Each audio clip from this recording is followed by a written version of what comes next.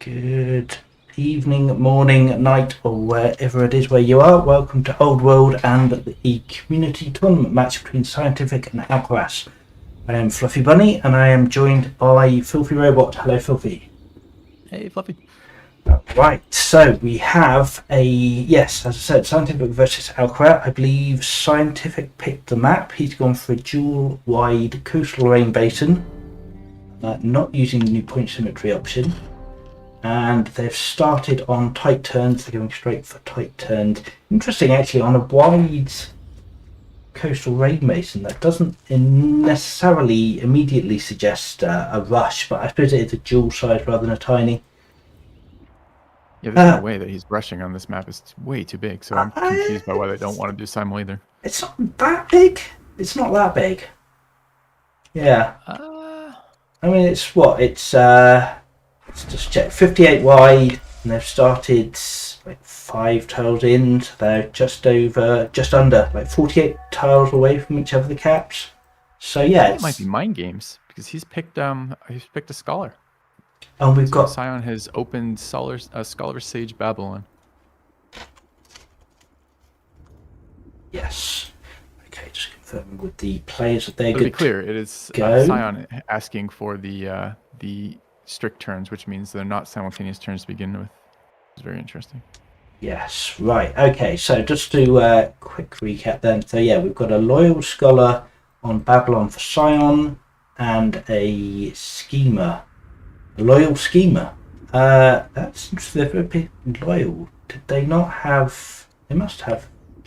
Maybe they didn't have custom archetypes. They just had pick archetypes rather than the full custom.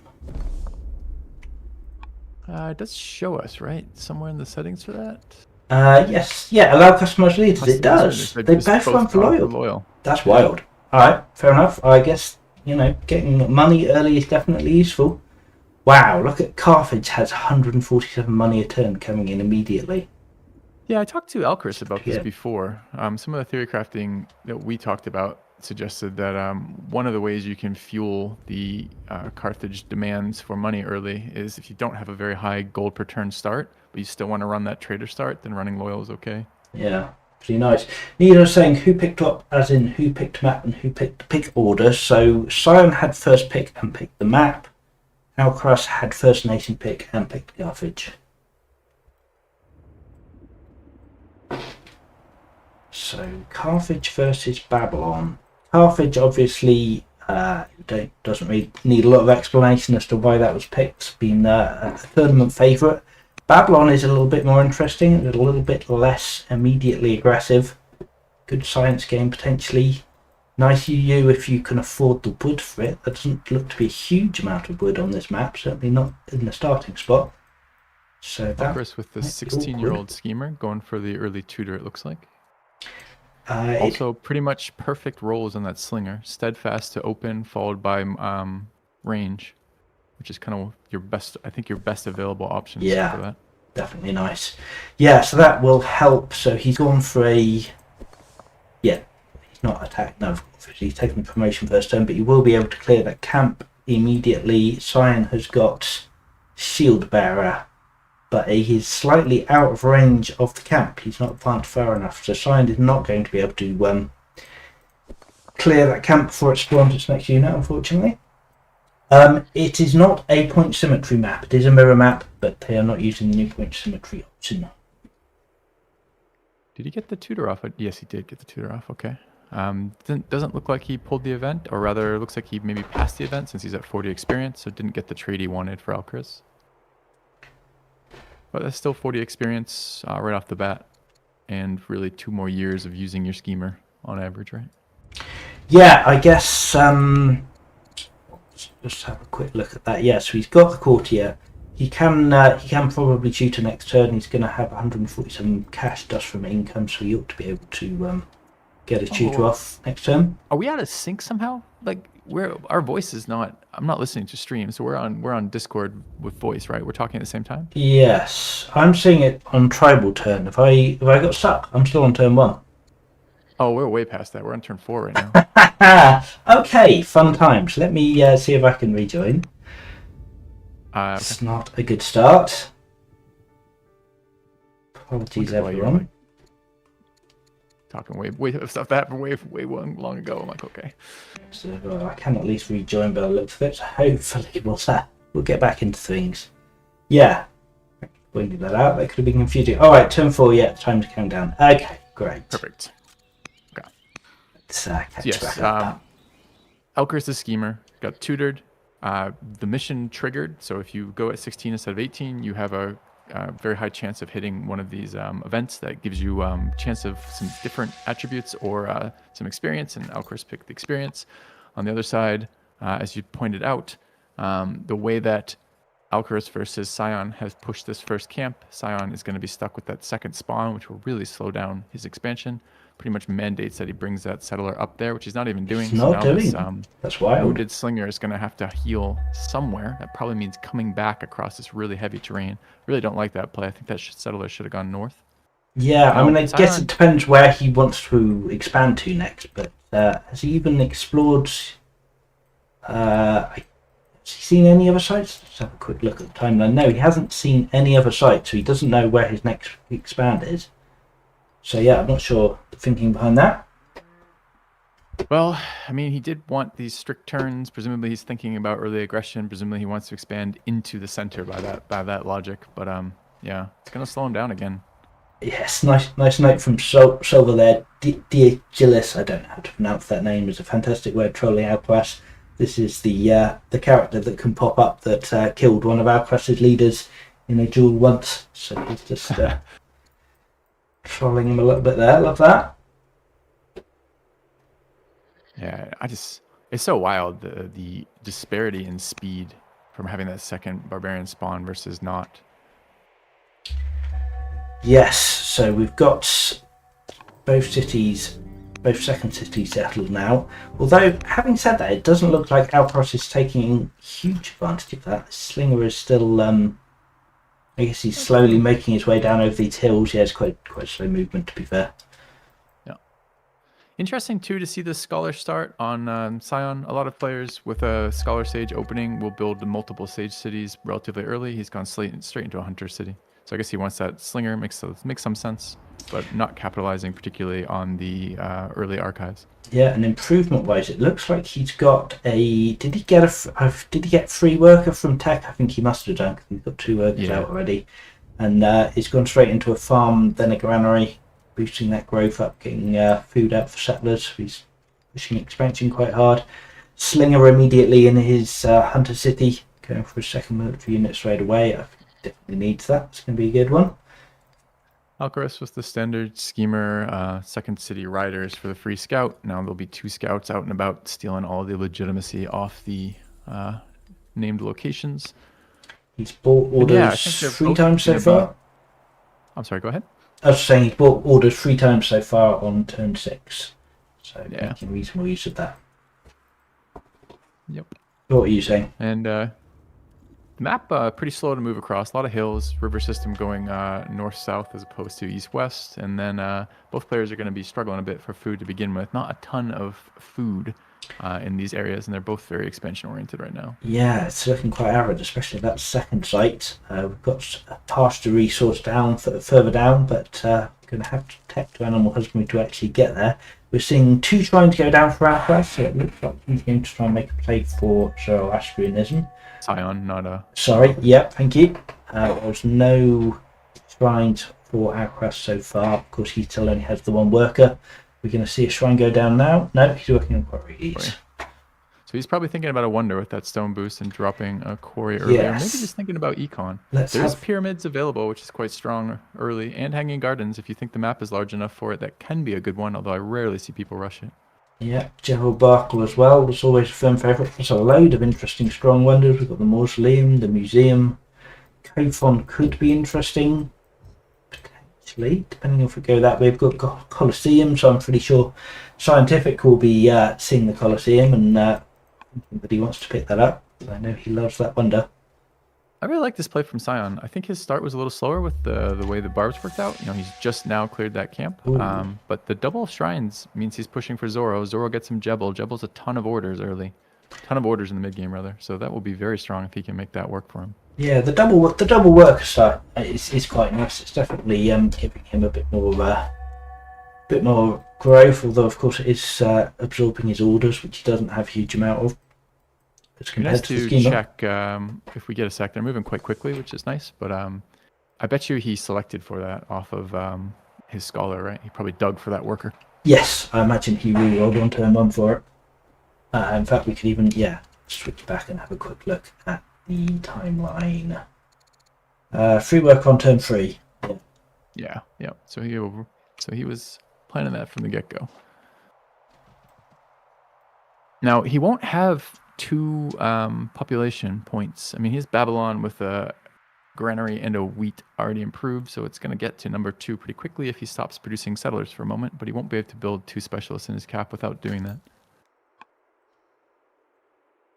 Yeah, it'd be interesting to see how much Zion prioritizes Zorro. I think it's easy to over-prioritize that. You definitely want to get expansion out quickly. Yeah, although it's a bit of a flip, right? Because you kind of have to go in for it versus Carthage, who start very close to it as well, and often have the ability to do that since they're building less military units early. So if he wants it, and he may have made that decision either part of a bigger strategy or as a direct response to the wonders available in this game, I do like that he is making the effort, not a half-hearted effort. You're going to go for it. So A nice marriage offer come up for Scientific now. You can marry a schemer or a tactician. Both of them are going to give him a decent science boost. Tactician early is excellent. You can slot the unit to go fight, so you're going to get that extra standing boost on the spouse as well as the gold early with a bit of science. So yeah, I'll be curious what she picks. Definitely helps. He's gone for the schemer though. He's going all in on the science. I totally understand that as well. It's also the head of the Hunter family, so that's potentially going to help him double dip on opinions. So yeah, although schemers early, tricky to get the spouse to do anything as a schemer early since they can't do anything. First tribal hire from Alcaras, the Gaul range unit, the Gaul slinger, I guess, whatever it's called. Skirmisher. There we go.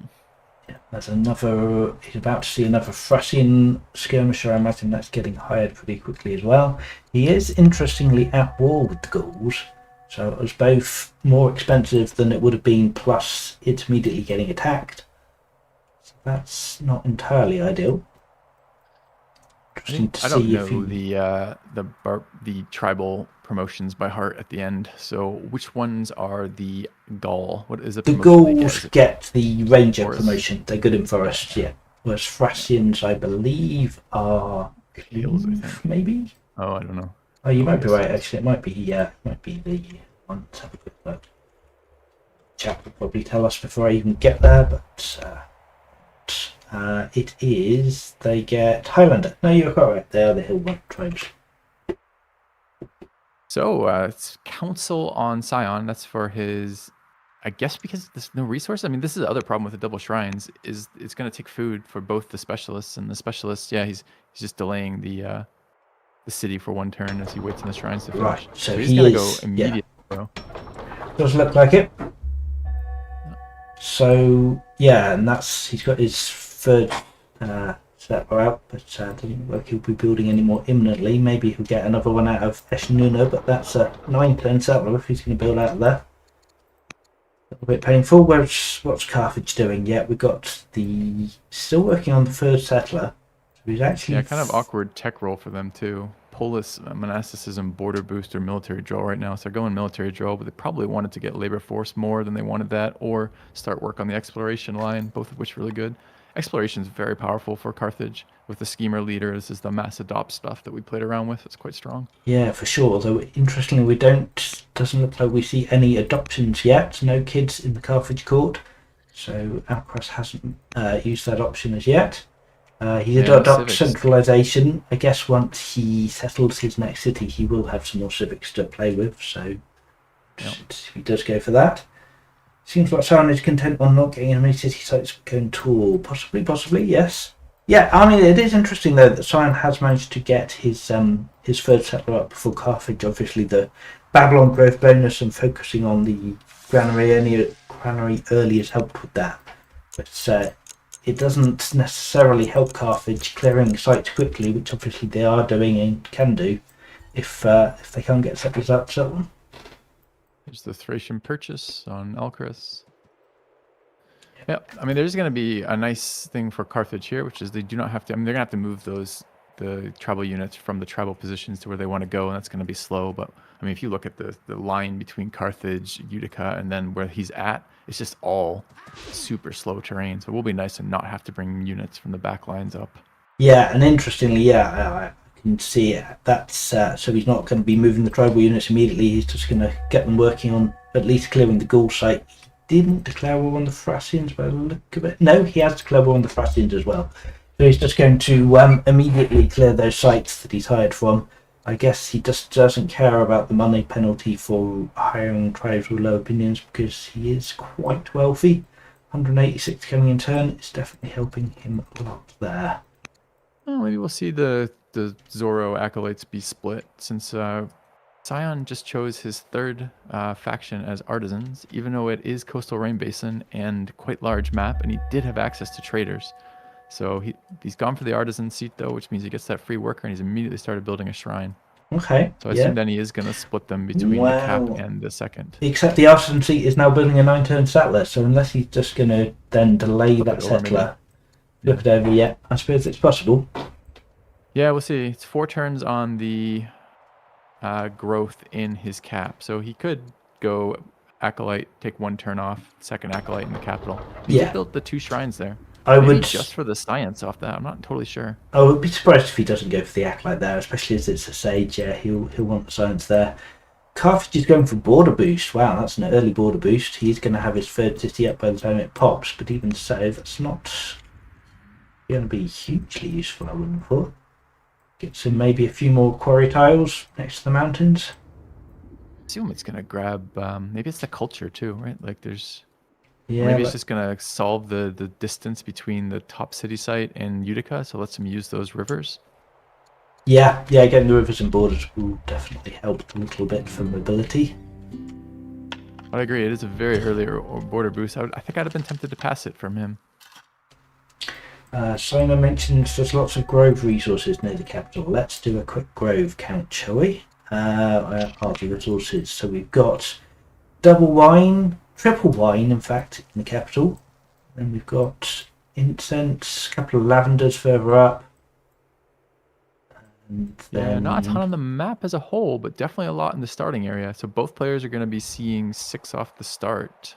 Yeah, so that's probably going to incentivize them to go for Lancon. But yeah, the fact that I don't think there are any more anywhere else on the map, right? None in the middle.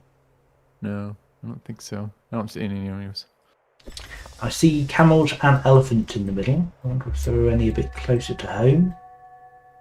But as you said, there is museum in this game, also Colosseum, both very strong wonders, and a little bit later. And Jebel, if it's hard to imagine that the limiting factor in building Jebel is going to be culture. But another wonder that does require more than weak and very strong as well. So they might be thinking, I'm trying to figure out this border boost on Alcaras. He might just be thinking about getting that culture in the cap sooner. Culture in the cities from sooner anyways. Perhaps, although, I mean, the shrine will grab that wine immediately. Yeah. I think he will get the... I don't know what prioritizes. Maybe you know the order of operations here. Will that shrine grab the wine before the border boost is applied, or will the border boost be applied and then the shrine finished? They're both happening on the same turn, right? I did experiment and find that out at some point, but I can't actually remember for certain what the order was. I think he gives the shrine first, but I guess we'll see. Yeah, I can't remember. Polis on Babylon. So he is definitely picking up land consolidation because he's a scholar, so he could be picking whatever he wants, and it's extremely unlikely he wants Polis as a tech right now just for its own merits. I suspect that is both moving towards his archer on forestry as well as land consolidation, which makes a lot of sense. Yeah, I mean, Sion, I know, does like land consolidation. In fact, he posted recently that he considered not going for land consolidation immediately a mistake. So it does look like that's what he's aiming at. I'm not sure I necessarily agree with that assessment, but it will give him a decent science income boost. I think it's very strong on Babylon in particular, since Babylon gets their unique unit on that line to forestry and needs wood in general. So having the tech forestry is doubly useful for Babylon more than just as a thing on the route to land consolidation. Yeah, that makes a lot of sense. Yeah, I'm kind of surprised that Alcaraz hasn't taken the time to adopt. He has a courtier not doing anything. His money is pretty busy, but I think I would like the stats in his seat from having the kid. He actually just took a science event, triggered his border boost mid-turn, so that shrine is not going to finish. Okay, yeah. Yeah, no, he had an event for eliminating the ghouls, but it looks like ghouls have gone. Yeah. Probably no other good options in that event, or rather that event was too good to pass for him, so he just has to eat that. And he did switch off the boost, so we might delay it now. No, he finished the boost. Probably. Yeah, no, he went straight for it, yeah. And he's got administration tagged. In fact, he's got machinery tagged. He is rushing onagers by the look of it. He's now across his plan. Yeah, I think there's some benefits there. I think onagers are a good way to hold the line a bit versus the Babylon archers. Are a bit oppressive if you don't have nothing really fights them outside of onagers to begin with that kind of range, especially if they get one good one with a marksman upgrade or at least a range upgrade. So yeah, you can see that. Range to use, definitely very strong. Let's catch up with the comments. I've been ignoring it a little bit. Sino says, I think early policy makes some sense on non-landowners, non-disciplined leader starts we can get gold starved. Yeah, it's a fair point that you get gold, you get culture out of them as well. So yeah, it's not just the science. What culture do you get out of hamlets? Oh, sorry. I was thinking about land consolidation, but yes, I was talking specifically about polis and gold. Yeah. I've never found villages, because of the scaling property of them, they don't start super strong. I often find them and they have to be on the trade network for a lot of their value. I often don't find hamlets to be a very good source of gold early. Yeah, I agree. I tend to ignore hamlets. I very rarely build them, which I think it's a bit of a gamble. Like if you can get gold elsewhere, then it's generally okay. If you end up being quite gold starved and having a massive deficit, it can cause a problem later in the game. Yeah, but as Sion's keen on pointing out, early game you can often trade resources to fix your gold problems. Yeah, you just don't want to get too reliant on, and vice versa. Of course, you don't want to get too reliant on spending gold to fix your resource problems, and then suddenly all the resources shoot up in price and you problems. Yeah. Still no second Sage City from Sion, even with this Sage Scholar opening. I hate settling cities that aren't Sage cities when I open like this because it's just so much value. The 3 extra science per city with the archive down. It's just so much. Yeah, definitely helps early. So Carthage, interestingly, is pulling his slinger back here. I wonder if he's going up to clear this barbarian site in the north. That would make some sense. Yeah, obviously can't recruit any of those barbarian units up there. He doesn't want to pull all the tribal units all the way back. I suppose he does need his actual military units up there. I need to check. I've been not tracking on the acolytes. I think 1 is done and the second not yet started. Is that what I'm seeing? Yes, 1 is done. He's doing council for a turn until he gets his next citizen. Second turn, I think, of council, right? So I think it's 2 turns of council. Oh, okay. Yeah, maybe. We're seeing another slinger coming out of the hunter seat. Started on another barbarian site. In fact, he started on 2 sites. He split his slingers, which I don't love seeing, to be honest. Unless he can actually efficiently clear both, but I think he might struggle with only 1 unit. Let's see. Carthage has a pick of admin, labour force, husbandry. They all have tags plus monasticism as well. Yeah, I'd be surprised if I don't see labor force from him here, but he chose husbandry, so I guess. Husbandry. Still no kids and no wife, so not... Husband. Yep, alright, no spouse. He has picked up intelligent and warlike on his Rima leader, which is very pleasant. Yeah, it's very good for Carthage, right? Because one of the limiting factors for the tribal upgrades can be training. Yep, he's pulling in 62 training a turn, which is definitely very nice. Yeah, 15 from the court merchant. Quite surprised by this husbandry pickup. It doesn't seem on the surface to be that great. I mean, I suppose his statesman city has 3 goats. That's probably all the growth in this area pretty much represented in husbandry. And that's in his capital and Ryder City as well, I suppose. I mean, I get that portion of it, but it's still a really early husbandry passing labor force, which seems, for me, labor force is very strong early, especially as Carthage when you always have the civics to enable it immediately. Yes, I imagine. I mean, yeah, as you say, there are quite a lot of husbandry resources, so it's definitely going to be a decent econ pickup. You might be thinking chariots as well, which is quite a nice way to supplement tribal units. Yeah, I suppose maybe you're right. Maybe he is thinking that. I tend to think of it, and he may not know what Sion's doing still, right? Like his scouts are kind of getting over there, starting to see Sion, but he may not have a super strong idea of what Sion is planning. So there is some flexibility in having access or even a couple chariots out for clearing. But I think judging on the side of the map and the size of the map and how far he is already, I don't think he needs a lot more units to complete clearing here. So by the time he gets chariots, if he really goes husbandry into chariots, I mean, the clearing is going to be done. Yeah, I mean that is a fair point. He might be thinking about just rush prevention, because I imagine he has to be worried about scientific rushing. Scientific is known for having a strong early game, and Alcaras is known for having a strong late game. So he probably wants to shore that up by getting a good military defence as soon as possible. What are we seeing here? We just saw an adoption for Carthage, so well, let's have a look at that. Yes, we have an 8-year-old adopted son now.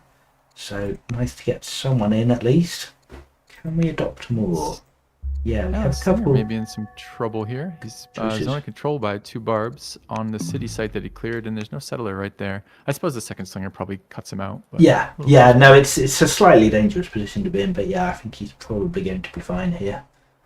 This slinger is quite strong. He is a steadfast slinger as well, so yeah, anything 2 damage from he is. Yeah, he's fine then if it's steadfast. Didn't notice. Yeah, and he's been using a worker in the north to help tank some hits. So that's shoring up the fact that he's only got 1 slinger up there. This slinger in the north is Warden Shield Bearer, so clearing quite efficiently there. So actually, I said splitting his units I didn't like, but he does seem to be making it work. See, the Carthage Scout has made it all the way over to Sion. They have met now. I don't believe Scholar not doing too much for Sion, science-wise right now. They're really quite neck and neck in total science created at the moment. Now, I suppose the other upside of Scholar that's maybe a little harder to see in just a raw science output thing is the selection aspect of it. He is now just beelining for land consolidation, right? Yeah, Force Recommand right now, finished Polis, yeah. So there's a lot of strength in that. And actually, I don't know if this is intentional or not, by skipping ironworking, he's kind of blocked a number of techs that can get in the way of his rerolls too. So his deck is very thin, so the reroll is particularly efficient right now for selecting what he wants. Yeah, he can pretty much always get exactly what he wants. And of course, it's worth bearing in mind that Sion likes to point out that even if you don't get with the reroll the tech you want, you can always just put a turn into a tech and then reroll again the following turn. So yeah, he can definitely beeline to exactly what he wants. I'm sure it's the primary reason he chose Scholar. Carthage is stronger, but not much stronger than Sion at the moment, so that's quite reasonable given the tribal hiring advantages. As you said, they're competent. 29 science to 32. Yeah, pretty cool. How many? Ooh. Yeah, although that is one way you can get way ahead. If you pick up land consolidation and it's useful for your empire already, which lumber mills are going to be for Babylon, and you get there quite a bit ahead of your opponent, you can then use that as a launching point to really get your science ahead. So we might see that. Yep, I imagine there will be a very nice science spike for Sion, and he's probably, I'm sure he's hoping to get there before his initial Scholar dies. It's only 34 at the moment, so hopefully he's got a decent amount of time left. But of course, you never know. World, you're going to get an early, unexpected death, so definitely something to hedge against. Oh wow! It looks like he's backed his slinger off. Sion, has backed his slinger off the north side. He's not going to clear that barbarian site immediately, anyway.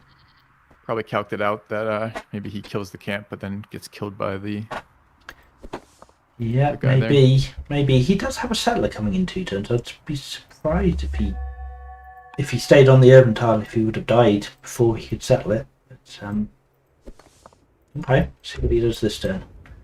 Yeah, a bit surprised too. Only got 6 orders to play with. All right, the second slinger showing up. I think his steadfast slinger is no longer in any trouble. Yeah, that's fine. And he is going to clear that camp next turn by the look of it. He'll be on 2 health, so he will need to... I guess if he stands the slinger where he is and settles on the top of the slinger, he will be able to settle that next turn and keep the slinger alive. But yeah, it's a little bit tight. He's definitely playing the margins, but yeah, quite nicely done. Yeah, but nothing unpredictable there. It's not like the barbs can crit, and their turn rate is predictable. So playing the margins is okay if you know what you're doing. Yeah, yes, yeah, as long as you don't make a mistake. Indeed. Yeah. Sage Woodcutter's a pretty good science, says Amorino. Yeah, sure. There aren't a huge amount of forest in the Sage Seat, sadly. It's not a great lumber mill area. In fact, there's very few river lumber mills anywhere, to be honest. Yeah. I agree that there's not a lot of those, but you can sometimes make up for quality of lumber mill with quantity of lumber mills. So maybe we'll see that. There is a pretty densely forested area in the southern site that's just been cleared, so I imagine we may well see a sage settle there. Yeah, although a lot of hills, it'd be pretty painful to have to build all lumber mill non-river hills, hill lumber mills rather. So there's a kill, as you said. Let's see the settler go down. He will have to move that worker to put that settler right there. He will indeed. He does have the orders to do that, so that's fine. Oh, he needs to make sure. I guess he can just heal that worker now. Yeah, and city zones the city and the slinger zone. Oh, that's a good point. That's yeah, can't even get that. Indeed. I wonder if he's regretting not going traders now, seeing those trader resources. There's a final turn of the second acolyte coming out on Sion here. I wonder. I haven't been tracking if Alcaras has built any. Looks like he's either just starting or doing his second one now. Just tweak the 6 campsite in the north. That's going to be an amazing hunter city, which of course Babylon can take advantage of. Carthage does not have hunters, so cannot. Yeah, although it will probably be settled right at the time when you no longer need settlers. You know, other uses for food for sure, but like for example, if he gets Zoral, that'd be a great site to pump his disciples. Yeah, for sure, and it will absolutely, of course, sort out his food issues for the rest of the game. He doesn't have a huge amount of food income, so he won't need pastures to sort that out. He can just rely on the camps. Feed his specialists.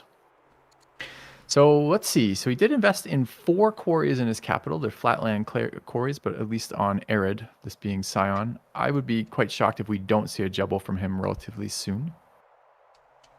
Got to look at his resources to get a real sense of when that will be. But yes, it's going to take a little while. I guess he must be past Stone Boost by now. I'm not sure if he took it or not. Let's have a quick look. He did take Stone Boost on turn 12. Yeah. How do you see that? So on the timeline screen F5, you can see the game log. And in fact, I should believe it shows on the research screen as well, does it? It shows on the main text. Gotcha. It's a top Sage City and not connected. No. I think the problem that's interesting. Why is it not connected? It's a road. So Sion can connect his whole one road empire with a single road. Yeah. But does he have? He doesn't have labour boards, of course, because he doesn't have ironworking. So tricky. Yeah. I guess that's like one urban building, like a shrine or something, would do it. He does have one shrine left, or indeed a hamlet. Hamlet on that that hill. Scrub hill would certainly be a good call at this point. Yeah. 4 connections would be very nice for him. But of course, I find it very easy not to track on connections, and suddenly realising 30, 40 turns in the game that one tile can connect my empire, but it hasn't been. Yeah, I did the same thing. Easy to miss. Yeah.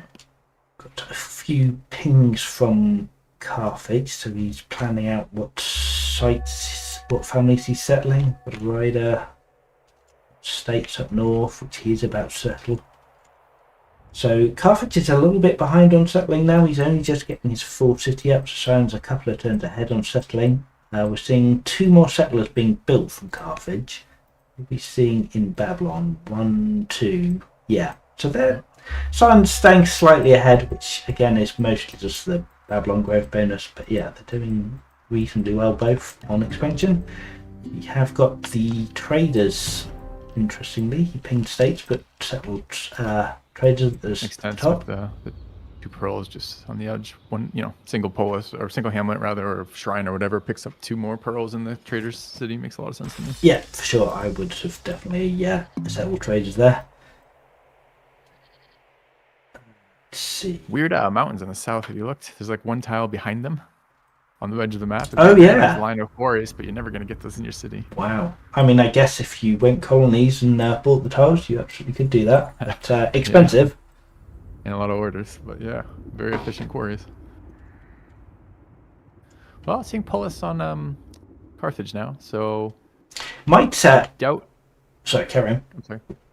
And seeing the ping for land consolidation, I was gonna say you don't tend to go that tech unless you're planning for the text behind it. Oh yeah, so they're both going land con. Interesting. I was just thinking it might be interesting to see if the area behind the mountains actually gets used tactically. I imagine it's going to be very easy not to pay any attention to that, and if you could sneak a whole load of units behind there, especially like camel archers, could move quite quickly over it, and come and be get surprised. A trader worker back there and something like a horse unit. Yeah, very easy to block the other end, but the normal problem is it's very difficult to sneak up on people in Old World, but there's a pretty dense set of mountains right there, and those mountains are not going to be in people's borders by their current state of where those cities are. So there's a chance that could happen. Could be fun. So Sion has founded Zoroastrianism, I can speak, and has immediately triggered the Tutor tier and got the state ambition to establish the state religion. So that's very nice. So he's going to once he gets the civics up for that, I imagine we're going to see that state religion go. And he's got an ambition for 6 glories as well, which he's going to do in 2 turns. So yeah, in 2 turns he's going to have his first ambition done, and then in another 3 or 4 more turns he's going to get his second ambition done as well. Opposed to Alcaras. Alcaras also has 6 quarries, but hasn't quite worked on them as quickly. And 7 cities. I guess that's definitely going to happen, but it's going to take a little bit longer. Yeah, he's already completed 1 ambition though, right? Oh, that's what the 1 to 10 means. Right. I believe it was a 3-city ambition. Control 4 cities, yeah. Yeah, 4. That's right. That's quite nicely. Quite a nice set of ambitions for Alcaraz. Very easy to do. Yeah. Rain Basin lost its mountain border. Mirrors. Oh, did it used to have a mountain border before? I don't know if that's. Well, this is the non-point version, so it does have that kind of mountain border. What they're talking about is Coastal Rain Basin now has the river strip, the both north and south on the point symmetry. Yeah, but even on the non-point symmetry, I guess it's. It's lost some of that mountain line. Okay. Yeah. It's still quite a lot of mountains on the south, but you're right. It's not a full line anymore. Okay, what is happening? We're on Carthage's turn at the moment. We've seen, let's have a quick stat check. How many units has Carthage hired? They've hired 4, so not a huge amount of mercenary hires. Siontific has produced 3 units to Carthage's 1, so I imagine that puts them as still weaker than Carthage. Yes, they are. Science-wise, we're seeing 39 science turn on Babylonia to 36 on Carthage. So neck and neck still on science. There's the unique unit tech card being activated on Sion, so he is picking up his Acadian Archer. Very nice. That will help clearing. Yeah, just a nice unit to have in the background, leveling up too. The Scholar has moved to the military seat, I assume for the Warlike that he's picked up. I noticed that a little bit ago and didn't really pick up why. Could be. We don't have a governor in the capital now. He does have some nice options. A 5 science Scholar, he could put it in the capital. Of course, he's saving civics for the state religion. I think that would be worth doing. He may delay that state religion too. It's always possible. We'll see. Babylon does tend to struggle with that. They have very good science every game, and you tend to get a lot of laws enabled before you have the civics to run them if you're doing anything else, like governors. So he may be holding off for that reason. Yeah, and Barbarian points out Warlike and Strict. So yeah, definitely very nice. Starting with 150 XP on this Slinger and Ishnuna, and producing it quickly. So yeah, there's reasons for doing that, certainly. Kind of a bummer he moved his leader then, because I believe the Strict would apply to the unique unit card, right? Oh, that's a good point. Good point. Yeah, that is unfortunate. I mean, 50 is better than 0, but 150 beats 50. That's filthy maths. Yep, filthy maths. So, yeah, what's happening here? Surprised. Yeah, go ahead. Oh, sorry, I was just going to ramble. What were you going to say?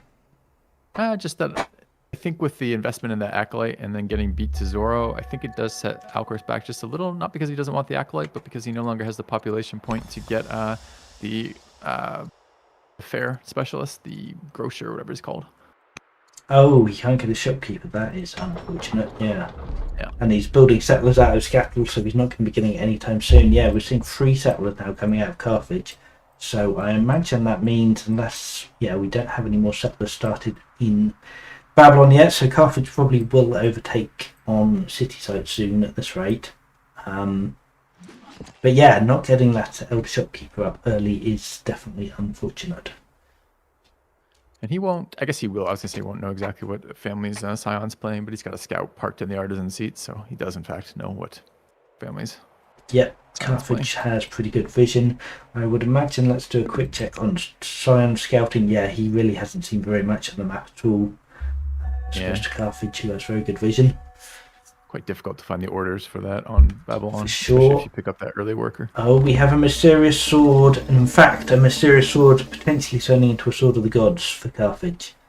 That's going to be painful to have to deal with. Of course, he's not actually using his leader as a general at the moment. He's a governor, so whether he wants to wield the mysterious sword or not is a question. Sword cult, it's tough one to pass. He is going for the sword cult. Interesting, because sword cult is just not that strong, in my opinion. So it's a little bit 2 culture a year. Yeah, it's not great. And then that the ability is extraordinarily strong. But I can see him not wanting to take his good governor out. It's an intelligent, warlike, loyal governor sat in the cap, generating extra growth. You can see him not wanting to put that on a unit when there's no direct combat. Yeah. But I always have a hard time passing Sword of the Gods. It is so strong. Yeah, I mean, it's definitely a hard choice, but I think he's calculating. He's not having any problem clearing at the moment. It doesn't look like imminently they're going to be going into combat, so gambling that it's better off staying in the capital, which I think is probably a fair bet. Yeah, I think you're right. 38 is kind of, you could be around for a while, but you might not be, so it's always a bit of a gamble too. What do we think of this sword cult location? Why there? I mean, it sets up for more urban tiles south of the cap sooner, like if he wants to expand south from there. But the cattle was already in his borders, right? So why there with the sword cult? I am not sure. Was the cattle in his borders? I feel like it probably wouldn't have been. I'm almost certain the cattle was in his borders, but I could be wrong. But I think it was with the border boost, right? Border boost mode, right? Yeah, fair enough. I don't know. I mean, there aren't necessarily. I guess he could have put it a bit further north to grab some more mountain tiles. It does set him up. Potentially makes urban expansion a bit easier. Maybe he's thinking about that, but he has got quite a few spare urban tiles already and a little bit more room to expand. So, and you can place it anywhere, right? Like it has shrine restrictions. Yeah, it's right? like a shrine. Could have gone anywhere in his borders. Yeah, it's a bit bizarre. What have we got event-wise? We've got a pet monkey potentially coming in, and exploration event, but sadly Alcaras does not have exploration, so he can't pick up the nice science from the exploration event.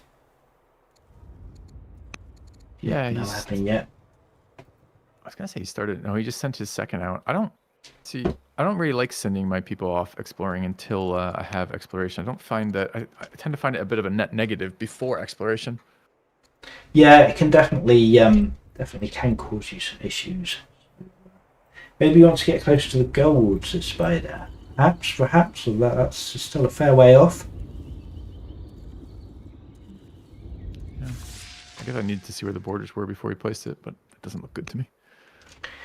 All All right, right. so what else are we seeing? So we did see these husbandry go up. He's now checking labor force. Scion, I think, re-rolled. I guess I'll look on his turn. His turns are so fast, that's a little bit difficult. I spend more time on Alcaris' side than I do on his side with the auto changes.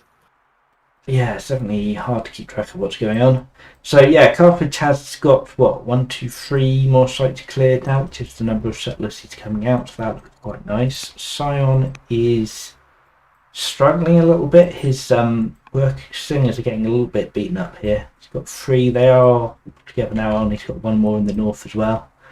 But yeah, he's should be able to clear these sites. I imagine without too much trouble. They are quite strong, these units here, doing a lot of damage. So yeah, he should definitely be able to take at least the next site out without any troubles. He's got a settler coming up to... And his UU is about to hit the field, so that will help a little bit. Caddy Archer on the way. Yeah, of course, that will guarantee the camp clear pretty nice. And there's that work. He's got labor force in 2 turns and a worker standing on the tile that connects his entire empire. So I think he may be tracking it. Hopefully so. That would be good. Welcome, Toady. Yes, FilthyRobot is here with me today, and yeah, we should be continuing tomorrow. And I believe you're commenting the Ninja game a bit later. Ninja Vignita. I have a full day of commenting today and a half day tomorrow. So yep. And that's on whose channel is that? That's sort of be on Siontific's channel, right? I assume you. Yeah. It's gone with the garrison. Okay. So not there for the. Okay, but that does connect. That does connect. Yes. So that's fine. Slow resolve. I guess if he how close is he to Warlords? Nowhere near at all. He's working on ironworking now, so presumably we'll see labour force and those other bits picked up. Interestingly, he's not. I guess ironworking is very quick tech at this point, but I wonder if he will go into land consolidation next, or get labour force and start working on navigation, bits like that. I'd like to see, with his investment already into forestry and 6 of these things, I guess he doesn't have them all in his borders yet, but there's still 2 in his capital's borders, and it's not hard to get the other ones in there. I'd really like to see that investment made to get all the way up to land consolidation. Yeah. Especially now that he's got his borders connected without roads. I think that's reasonable. Definitely makes sense. And we've got the double lavender in the northern city, which is settled sages as well. So yeah, getting gardeners on there will be a lot of science. He is starting to, Scion rather, is starting to run into a bit of one of the downsides of Scholar, right? Which is his resources are quite low here. He doesn't have slavery up yet, so he doesn't have the quarries, the free quarries and mine equivalents.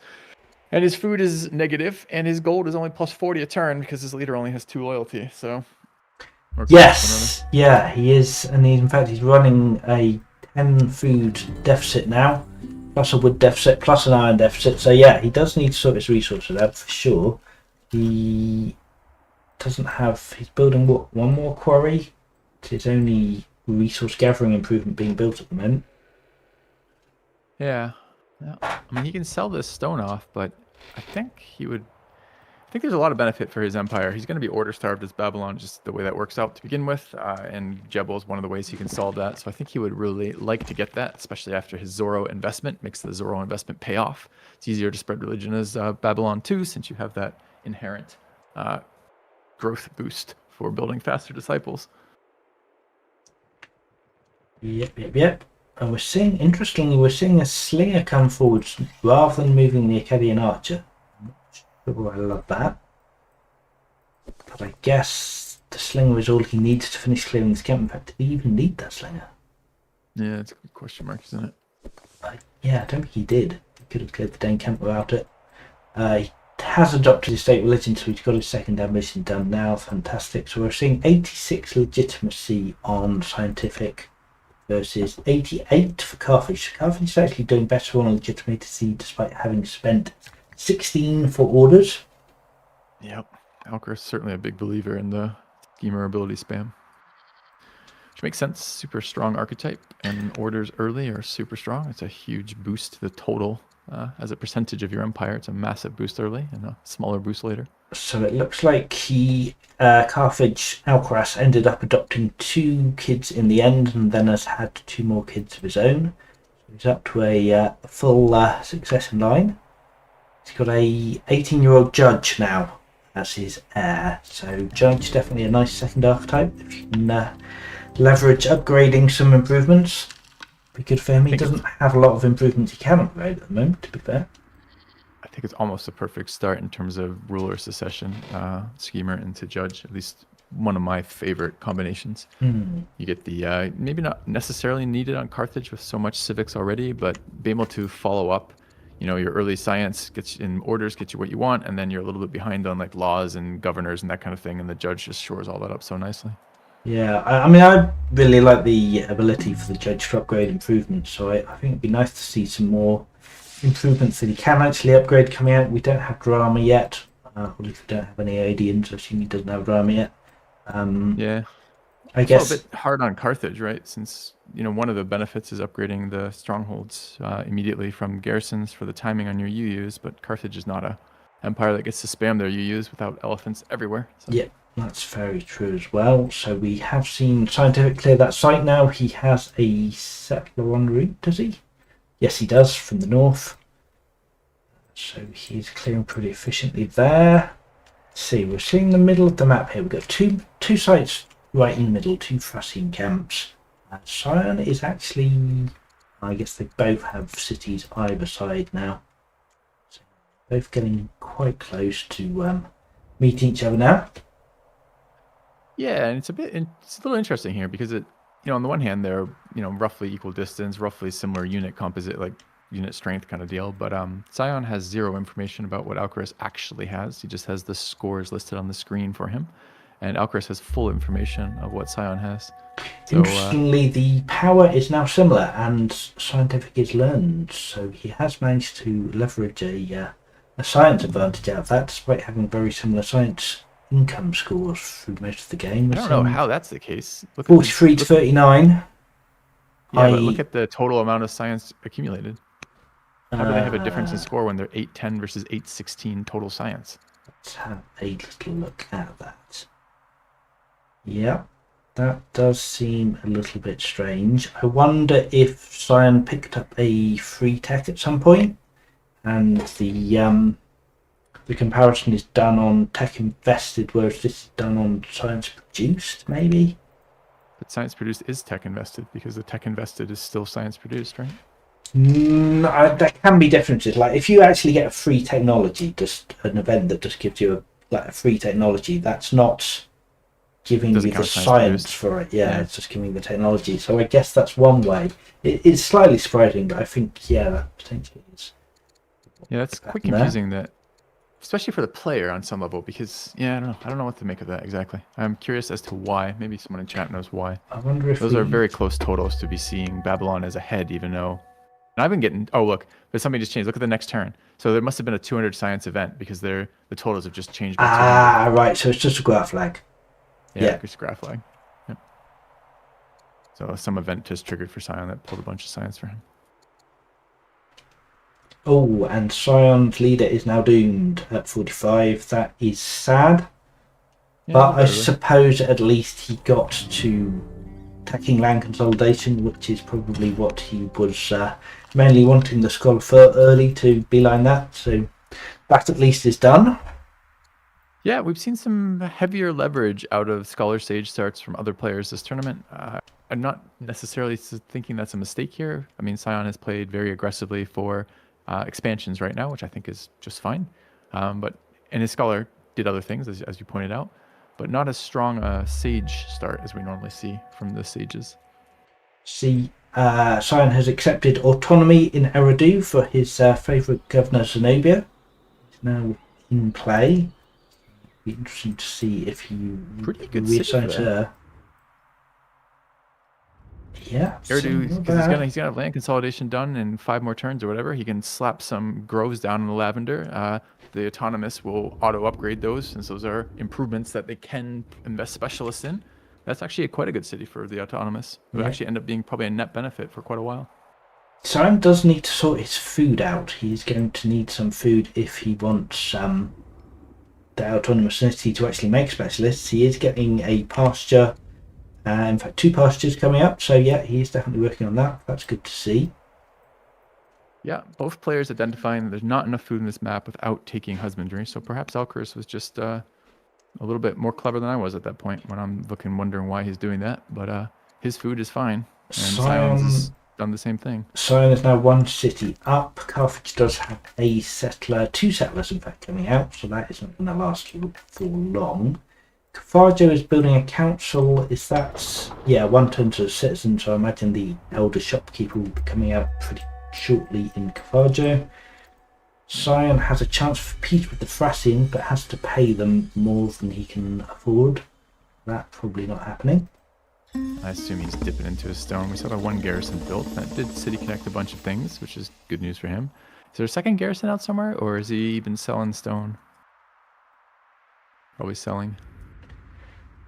Judaism incoming. I'm not tracking on that. Who's got ranches? I guess, yeah, Sion has got the pastures, but he will need the ranches as well. Has Carthage been working on any? Right, Carthage is working on ranches, I see. Yeah. Judaism in 8 turns. That might have been one of the considerations that pushed Alcaras into husbandry. He wants access to a religion. Yeah, I would imagine that's quite possible. Yeah. Always painful to build ranchers, but here they are. And it's a low food map, so maybe the food value of them will actually be decent.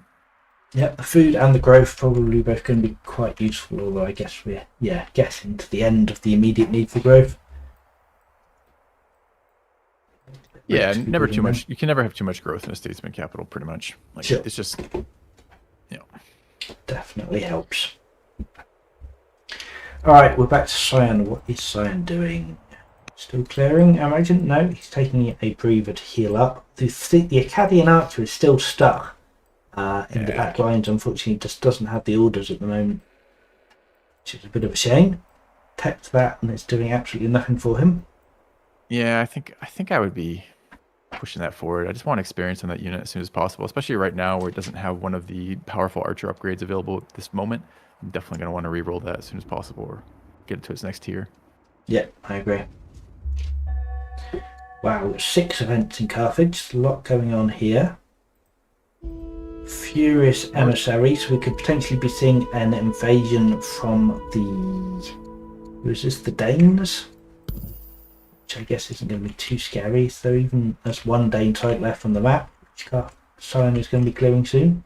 I would imagine he probably doesn't care too much, and in fact that might be quite nice. I mean, if he gets an invasion, it does potentially make it a bit easier for Sion to clear the Danes, but it'll be worth it for 10 legitimacy. Yep. Yeah, and even worst case scenario, if that event gets interrupted by one of the participants dying, even then, well, Carthage with a peace on a tribe is just fine. Yeah, certainly doesn't hurt at all.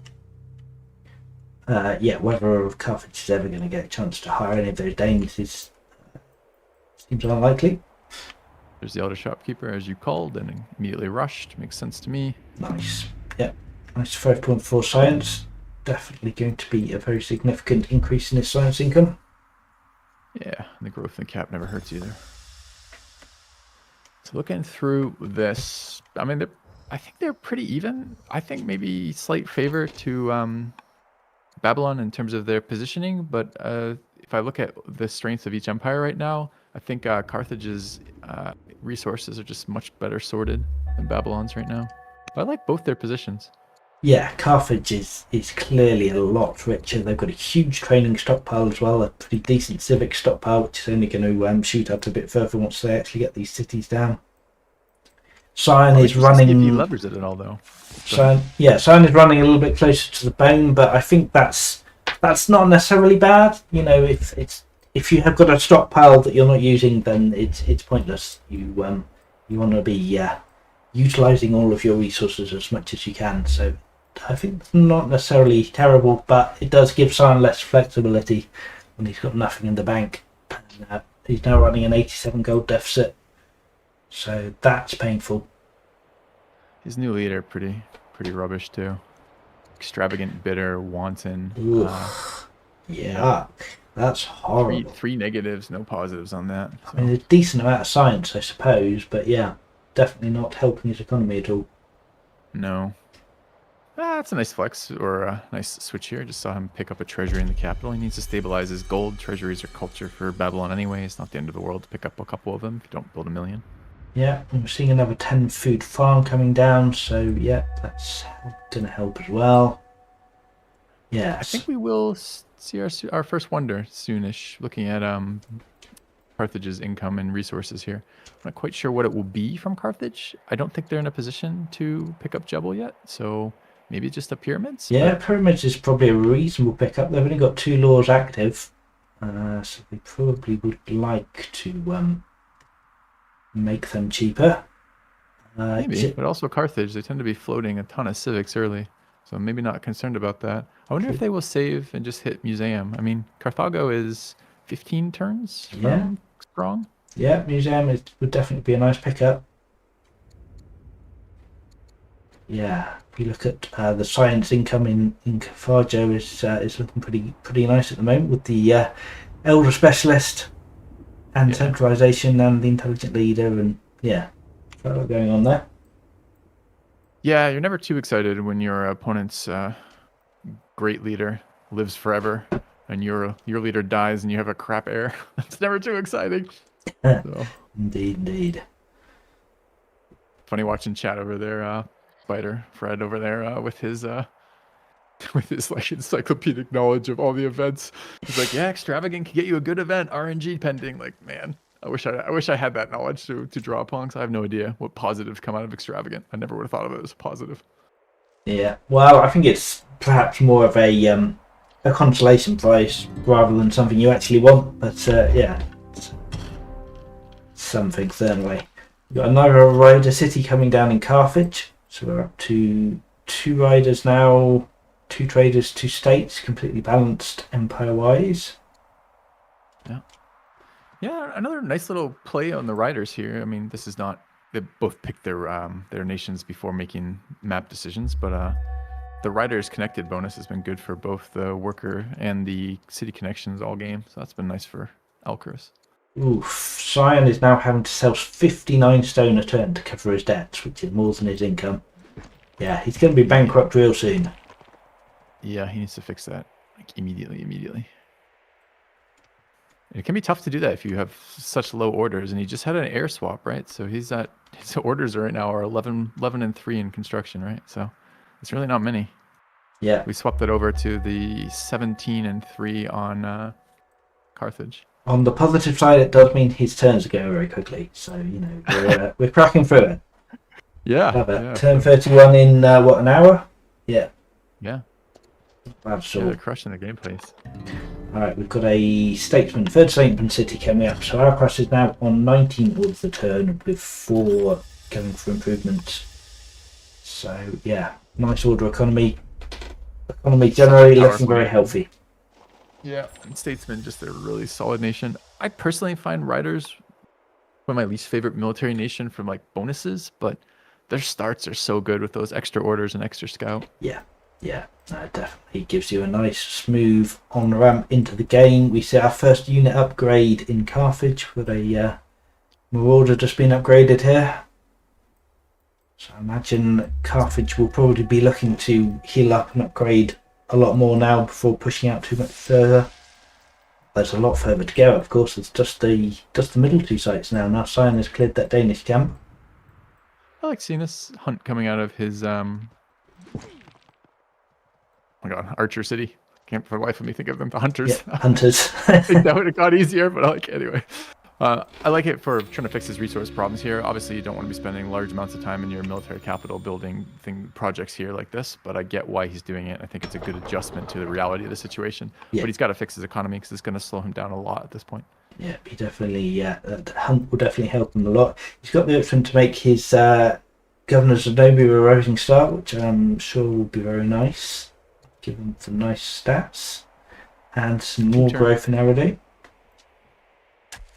2 turns on land consolidation for him, and that will help his economy too. There's money on those lavenders, so he can slam down a couple of those. Yes. He can chop to fuel that already. He's got the worker out in the location for it. So. Yeah, plus a little bit of food on the wine as well. Doesn't hurt either. Nope. Treasury coming up in Uruk. Yeah, our treasury in Babylon. Yeah, we're definitely feeling the pinch. So, seeing an acolyte, second acolyte in Carthago, even though Zoro's gone, and this is just purely for the urban specialist. This is something you never see with rural specialists. I just don't ever see people building ranchers for the yields of ranchers in, like on the cap kind of deal, right? Like maybe landowners will see that, but I just think it highlights for me the value of that religion compared to the other religion, which is even if you aren't gonna get Zoro, the acolytes are still good specialists. But that's rarely true of the pasture specialists. Yeah, for sure. It's definitely more attractive to get Zoro. Those specialists, anyway. I suppose Sages is another reasonable case where rules are good because you get the base 2 silence out of them anyway. Yep. Although I think, I suppose the percentage increase in the value of the rural scientist that is more than the percentage value increase of the urbans for sure on Sages. Yeah, and if you have, I guess, especially in a high growth city, if you can knock out a lot of cheap rural specialists, then you can maybe get some value out of that. Especially with the wonder that gives you the free farmers that I can't remember the name of at the moment. Yeah, I don't think I was comparing rural specialists as a whole, because I agree there are some good rural specialists. Gardeners are great. Like, hunter camp specialists are okay. A couple others, like, ores and that kind of thing. I think I was specifically comparing ranchers. Yeah, I mean, that's fair. And of course, ranchers are more expensive than normal rural specialists. So yeah, they are definitely not super attractive generally. Danes are about to get eliminated. Let's see what elimination we get. We've got the Ebbing Spring, so potentially 100 science for the king because he is inquisitive. Did we notice if Alcaraz got his tribal invasion or not? Because if it was the Danes invading him and they get eliminated along the way, that will disrupt that event. We can check, I suppose, on the legitimacy. What happened on events? No, he hasn't got his +10 legitimacy from an invasion there, so no, he did not. So that timing will... good timing for Sion removing that on his perspective then. Yeah, I suppose so. And I suspect they probably weren't eligible for an invasion because Sion had killed enough of their units. There weren't enough to go and invade by that point. So, but I mean, to be fair, it could easily have, if Sion had taken a bit longer to clear that camp, if it spent longer working on his economy instead, that could easily have happened. So yeah, worked out well for him. Judgment of a player from doing that, but just worked out well for Sion there. So we have land consolidation up. No improvement started on those resources as yet. Again, that's just an order constraint issue, I'm sure. But yes, it would be very nice to get them going. He's still in a massive deficit despite his treasury. Yeah, you can tell he's in a deficit because he's building an archive in Larsa. Like, you're just seeing like these weird builds on his build queues. I think there would be many more units involved in those if he had the resources for it. Yeah, so we see a free horse archer getting researched in Babylon. So that's with his free Akkadian as well, who still hasn't contributed anything, still in the back lines. So it's more of an investment in the future rather than something that's going to be immediately useful. And of course, that horse archer is just going to drain his food even more. That horse archer costs him 4 food a turn. So yeah, that's what I was going to say. Not only is the Akkadian not yet useful, it's actually detrimental at the moment since it is resource costing him every turn. It is, to be fair, upping his power. He is keeping power level with Carthage, despite the fact that Carthage is still upgrading all their tribals, so they're getting stronger fairly...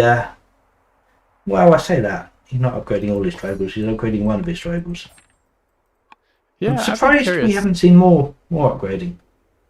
I would love, maybe I'll figure out how to do it one day, but I would love to see a game where the relative power and relative science are not displayed. I wonder how that would change player behavior here. Because at the moment, Alcaraz can see those troops, and he can't be scared of 3 slingers, one of whom's at 1 HP, right? So I wonder if that comparison didn't say strong to strong, would Alcaraz be moving some units across and trying to be a little bit more aggressive right now? Yeah, it's interesting. Interesting point. Maybe. What does it look like? Sion went to change his science, but then went back to it. I wonder if he only went for the free horse archer because he was intending to re-roll, but is now sticking with it. He does have food boost available, which would have been quite nice as well. But I guess with the hunt finishing next turn, he will actually be all right for food for a little while and will be able to sell a bit. Yeah, We he does love have. his free units. I Oh get it, wow! but We, Cyan has started a mine in Eridu over a lavender that's grove, insane. which is definitely a choice. Yeah, I guess he's thinking he needs to get What is he thinking? his iron income out of the negative, but he has a mine coming up in Uruk, which is going to do that. So yeah, I don't really see the logic there. No, Lavender would possibly just be straight you up can get better. blocked without enough mines. You can get blocked from building quarries, and if you're looking, it might be like that kind of annoyance, right? Like not only does he negative in that resource, he's negative everywhere, and he can't build the things he wants to build because he's restricted on iron. But I agree, Yeah. it's very bizarre to use that worker when he has so little orders going in his empire. Surely he can find a different worker and build a grove with that worker. Yeah, and in fact, we've got another mine coming up in Esnuna as well. So yeah, you don't need Yeah. all of these workers building mines. Like two is enough. Surely get these lavenders on.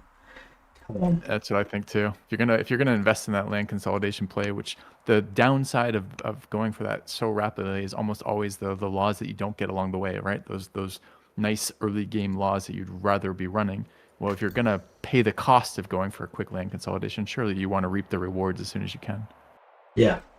Yeah, Silver saying Cyan's a big proponent of just building improvements where you can ASP if you need a resource, and yeah, I totally get that, but it's not like iron is the only resource you need. Yeah. Okay. Carthage has a choice of epics or exploration. I imagine they'll be picking up exploration. They still have 3 exploring characters, so exploration is definitely going to give them some good value there. Don't love this free worker he's taking. I assume he's re-rolling with it, but I think he could actually benefit from taking drama right now. Yeah, drama would be good. Free archer wouldn't even be awful. I guess he doesn't really need that either.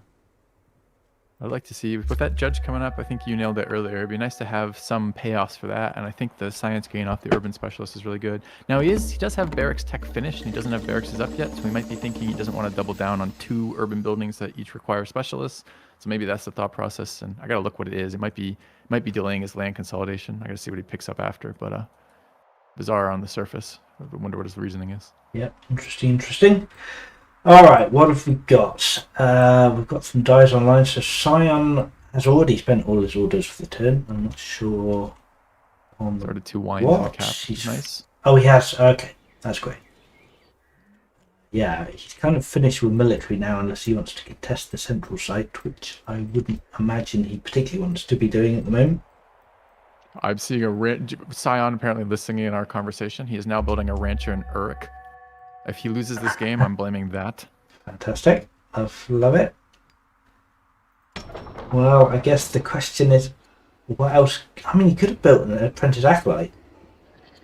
Yeah. Why? And again, I guess he's just worried about the. It's the border. No, it's the border expansion. He wants to get the incense and the other wine in the borders. Oh, okay. Yeah. Fair enough. So I think it's a setup for the incense. Oh, he's canceled it anyways. So he's even then he's like it's too crap. Yeah. Right.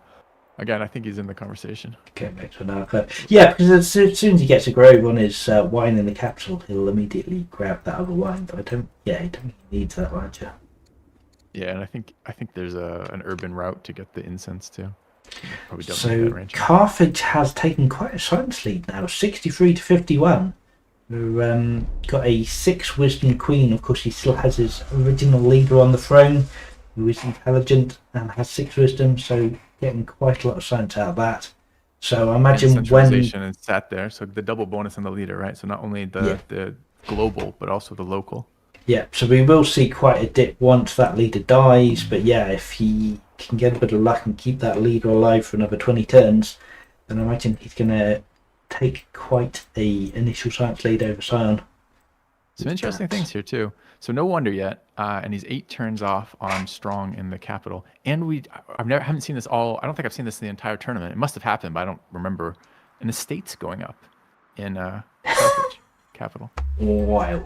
I mean, it's actually not that wild. It's probably Carthage is maybe the one nation who can get away with it the most because they have all of their tribal units and they don't particularly care about building the unique unit out of the capital because doesn't have the elephants or isn't a rider. So maybe you'll find just writing off a city as not going to be building military and you just want to rush to legendary as fast as possible. So he might be thinking about building the Colosseum. That would be a nice pickup. Yeah, although the bonus is working in the opposite direction to the estates, right? You get less value out of your Colosseum by having estates in that city. Very true.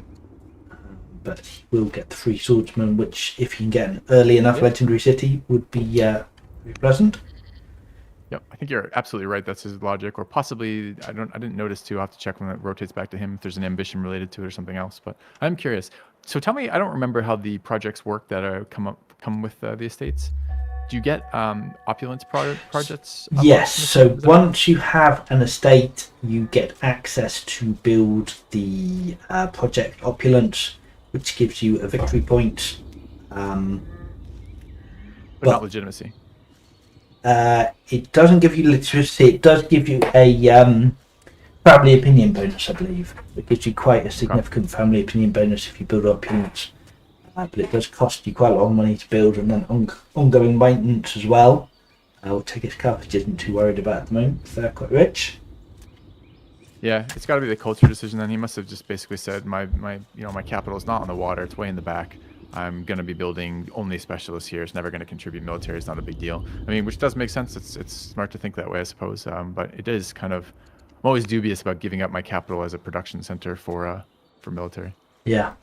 Yeah, but as Spoder says, yeah, he's looking at legendary. I think that makes a lot of sense. And of course, it's not just the wonders he can get out of legendary. He can get all the top level urban buildings as well, so he can get his university and his palace to really make the capital hum. And Alcaras is definitely a player who loves optimizing for the end game and making super powerful late game empires. So that is definitely a good way to do it, is having a legendary city with all the improvements. Yeah, it's kind of wild too. Like, you say that, and you kind of at the beginning set up the match as Sion has known for a strong early game and a good rush, and then Alcaraz known for optimizing the late game. Why do you think he's chosen a map this large? This was the pick from Sion. Sion's map choice, indeed. I don't know. I mean, as you say, it could be psychological. It's certainly not by any stretch of the imagination the largest map size he could go for. It's not the smallest either, but yeah, maybe he's thinking, well, I can still get a timing rush. Second largest, right? I guess you're thinking also the map script. Yeah, so it's a dual rather than a tiny. So it's the smallest map size. It's wide, which is this whole time I thought it was tiny. Okay. No. Yes. No, you're right. Okay. Yeah. Yeah. I so missed that for some reason. It's not ultra wide, which would give them more space, but it's not square either. So yeah, it's kind of somewhere in the middle for map size and separation. I think is the largest of the map scripts, right? When it works out that way for actual, like the distance apart from the players, CRB is the largest of the three that are mostly used in this tournament, right? Yeah. So this is the smallest size with the second widest setting and the largest map script. Yeah, certainly if you go ultra wide, then coastal rain basin results in the most separation between capitals. Yeah, I don't know quite what the maths are for the other aspect ratios, but I would imagine Sion is still thinking about a timing attack, but perhaps he's thinking about a UU timing attack with his Acadians, but I mean, he's thinking that he just started his first lumber mill. He's at -3 lumber per turn and -130 gold per turn. So if he's thinking about that, he's about to get cracking on the resources for that. And he only has one law, so I don't really know, to be honest, what Sion is thinking. Maybe he is plopping in for the late game. I mean, the rush to land consolidation means he does get to pick up the groves, which means he boosts up his science, so that gives him a good setup for a later game attack. Amberino says, I think he may be going for Bodkin Arrow. I mean, that's a possibility. Yeah, I could see it, I suppose. I mean, it's a little bit weird to do that on Babylon, where you have your the Sumerian archers are basically better longbows, slightly more expensive longbows, but still. 666 strength bonus card attack is, I guess, another option. He has picked up his free Acadian, a free horse archer. He's now going for a free horseman as well. So there's something. I'm not sure it'll really be enough to decisively win a battle against Carthage, who can upgrade all of their tribals, especially when you're not running champions. Oh, weird. So there was an opulence project ambition for Alcaraz. He's actually picked it up since I looked initially. So I don't know if it was just in his queue and he had read it but not chosen it when I initially saw the estates, but that's interesting. Wild. Or maybe he's just done it now because he has the estates. I also like to see this setup from him in the capital. He's really going all in on this. This is double granary for the growth in the capital, as well as also the food production. When you're going to need a lot of food if you're planning to specialist spam, which it does look like Alcaraz is thinking in his capital. But not seeing much in the way of research. Did we just see a wonder start? Where did all this stone go? No, we didn't. No one started to wonder. He's 5 turns off strong, and he doesn't have resources anymore for museum. So I'm interested to see if that will be something he spends some orders fixing, like maybe mass wood selling or something. But yeah, he does have a little bit of wood coming in. I don't know if he built a lumber mill or if he got a free one off an event, but he has one lumber mill up at the moment. He does have forestry and he's working on Lancon now.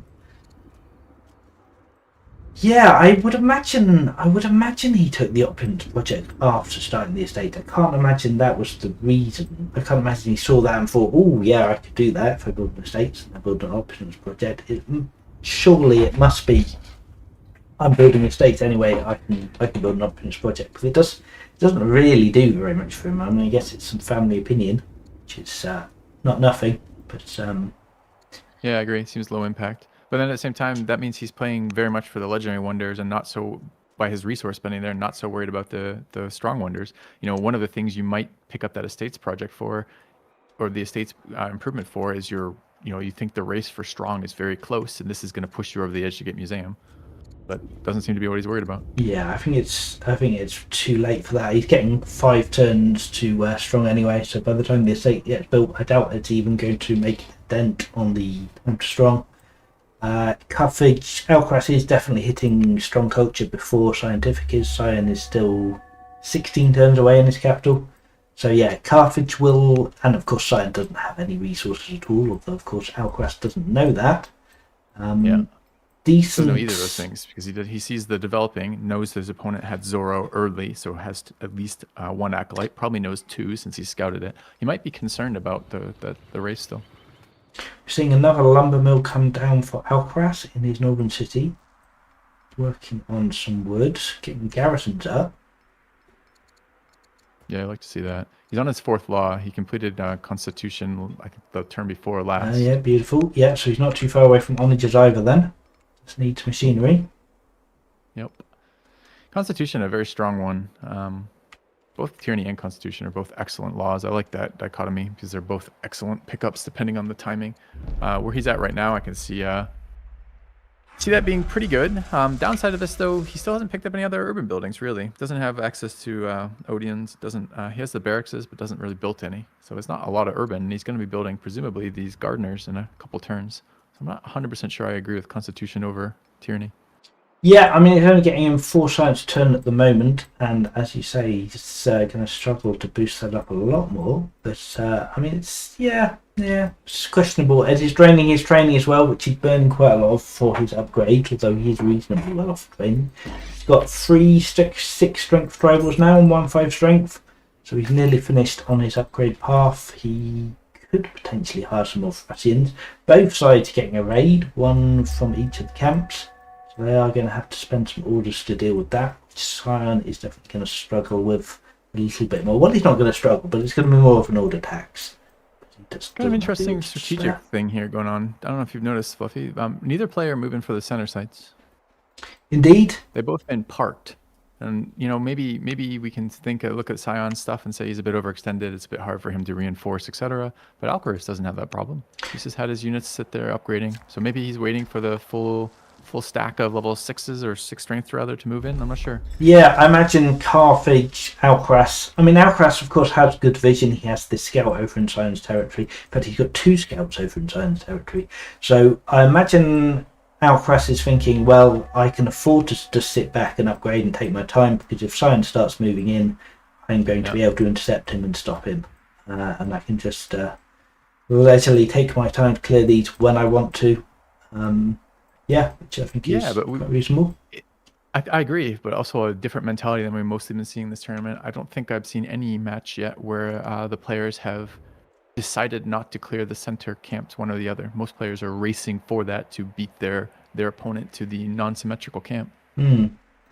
Yeah, I mean, it's not terrible. There is an ore spot in the centre there, plus a couple of salt, a couple of sheep, a couple of marble slightly further out. So it's quite a nice resource-wise, that centre spot. The southern site has several barley, so that's going to be quite nice for food. So yeah, they're both reasonable pickups. Just picked up on the naming here. We've got the loser plateau in the middle there. I'm not quite sure who named that. Presumably Alcaras did, because I don't know if Sion has even scouted that much yet. What is? He's got a scout right there. Could have been Sion. Yeah, I suppose so. Yeah, Sion still hasn't got as far as Carthage. He's only just seen that southern middle site. Sion hasn't even seen the central middle site at all, so he's not necessarily aware of the existence of that camp at all. So that might be another reason why Sion is not clearing. But yeah, he just doesn't have the orders over, and I think that's definitely a reasonable choice on Sion's part, not to spend orders he doesn't have trying to get more sites. I think he's got 7. He's got his core. That's all he really needs. As long as, obviously, you can't just let your opponent run away with the map and capture all the city sites. But I think a small imbalance in city site number is probably fine. If you're not going to win on VP, then it's not super relevant. Yeah, we're not game deciding anyways. Lumber mills coming down for Sion. And he's starting to move his 3 units forward. The horse and the horse archer are on the move. We still don't see any lavender in Eridu, which I find surprising. I find it almost insulting. I mean, maybe this was intentional because the dye expansion did grab those pearls, but at the same time, he's building hamlets along the borderline, so he's going to get that anyways from urban. I'm also confused as to why the lavender aren't groves yet. Yeah, I mean, it's I suppose there might be the resource situation holding them back. He has wood certainly at the moment for building the groves. It's 20 wood for each groves. You can afford 2 more. Ooh, wow! That Sion is now in negative civics rate. Minus 0.3 civic for turn, because literally every city is spending civics. Getting all his treasuries up. I think the early leader interesting to know. Go ahead. So to comment from chat, I think the early leader death for Sion made him go off script. Him going from +2 to -1 discipline has been devastating for his economy. That's certainly fair. Certainly, -106 is not where you want to be at this stage in the game. But I think that's another argument for early hamlets. I think if he had invested in those hamlets early, he wouldn't be in this state at the moment. Yeah, well, certainly some improvements of some sort. I'm not sure the hamlets were the answer, but more improvements of any sort probably would have got him. I mean, he's got gold in the Shnuna as well. He could be building a gold mine there. That would certainly help his income quite a bit. So Alcaras' rider seat, finishing the 2nd barracks. Zenobia is in that city. I don't believe this is an autonomous city. It is not. And he's already got the elephant supply researched or built, I guess, as a project. So I would expect to see an elephant or 2 in the not too distant future out of Utica. I'm expecting him to rush that 2nd barrack specialist and then start production of an elephant. Yep, that would be a little turned on. That would be good. Sorry, carry on. I was gonna say no garrison yet, but he's just had his judge switch in, right? So he's lost his schemer finally, and the judge is on the throne. Interesting. Let's have a quick comparison on science rates then. We've got 74 scientific down to 53 for Alcaras. Yeah, so a huge drop as expected. Sion is back in the lead considerably for science. Yeah, I find that a little bit surprising actually that Alcaras is building a barracks rather than a garrison in Utica, because presumably he does want some elephants up. He could build some there. He wants a 2nd specialist first. And it won't be too bad with the judge, right? He'll just have to, as soon as one of those workers is freed up, he can start that garrison. It will delay it maybe very slightly, but... And in fact, Utica has already built the Import Elephant Project, or the Elephant Supply Project, I should say. So it was renamed. So yeah, he's set up to be building his UU there, but yeah, he does need a garrison. Alcaras putting down a pin for the Colosseum. Yes, interesting. Okay. Darker's definitely thinking about the colour sim. Yep. What are the family relations looking like? So looking okay for Carthage. The traders are a little bit unhappy.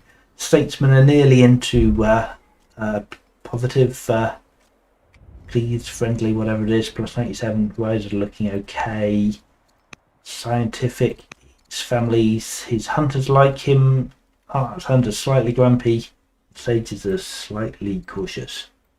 So not too terrible, but not too great for either side. Have we seen a single positive trait on Dion's leader yet?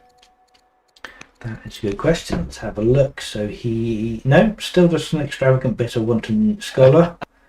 Kind of sucks. That is for sure. He's pulling in 100 training a turn now. That's pretty good. I think he's role-playing an incel, if I understand those traits correctly. Well, he does have a wife. Let's see, no kids as yet. Yeah, deceitful schemer wife. Does wife like him? A little bit cautious. Okay. I think that's the appropriate response to those traits. Very cautious. Yeah. Thanks.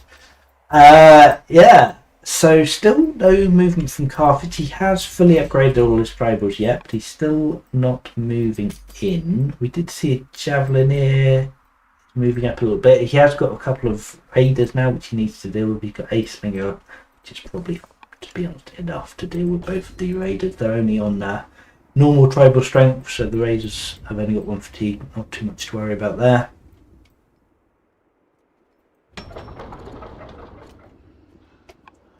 We're getting a garrison and yet another granary up in the capital. Alcaras, put a mine. Yeah, a few more mines coming up and pastures.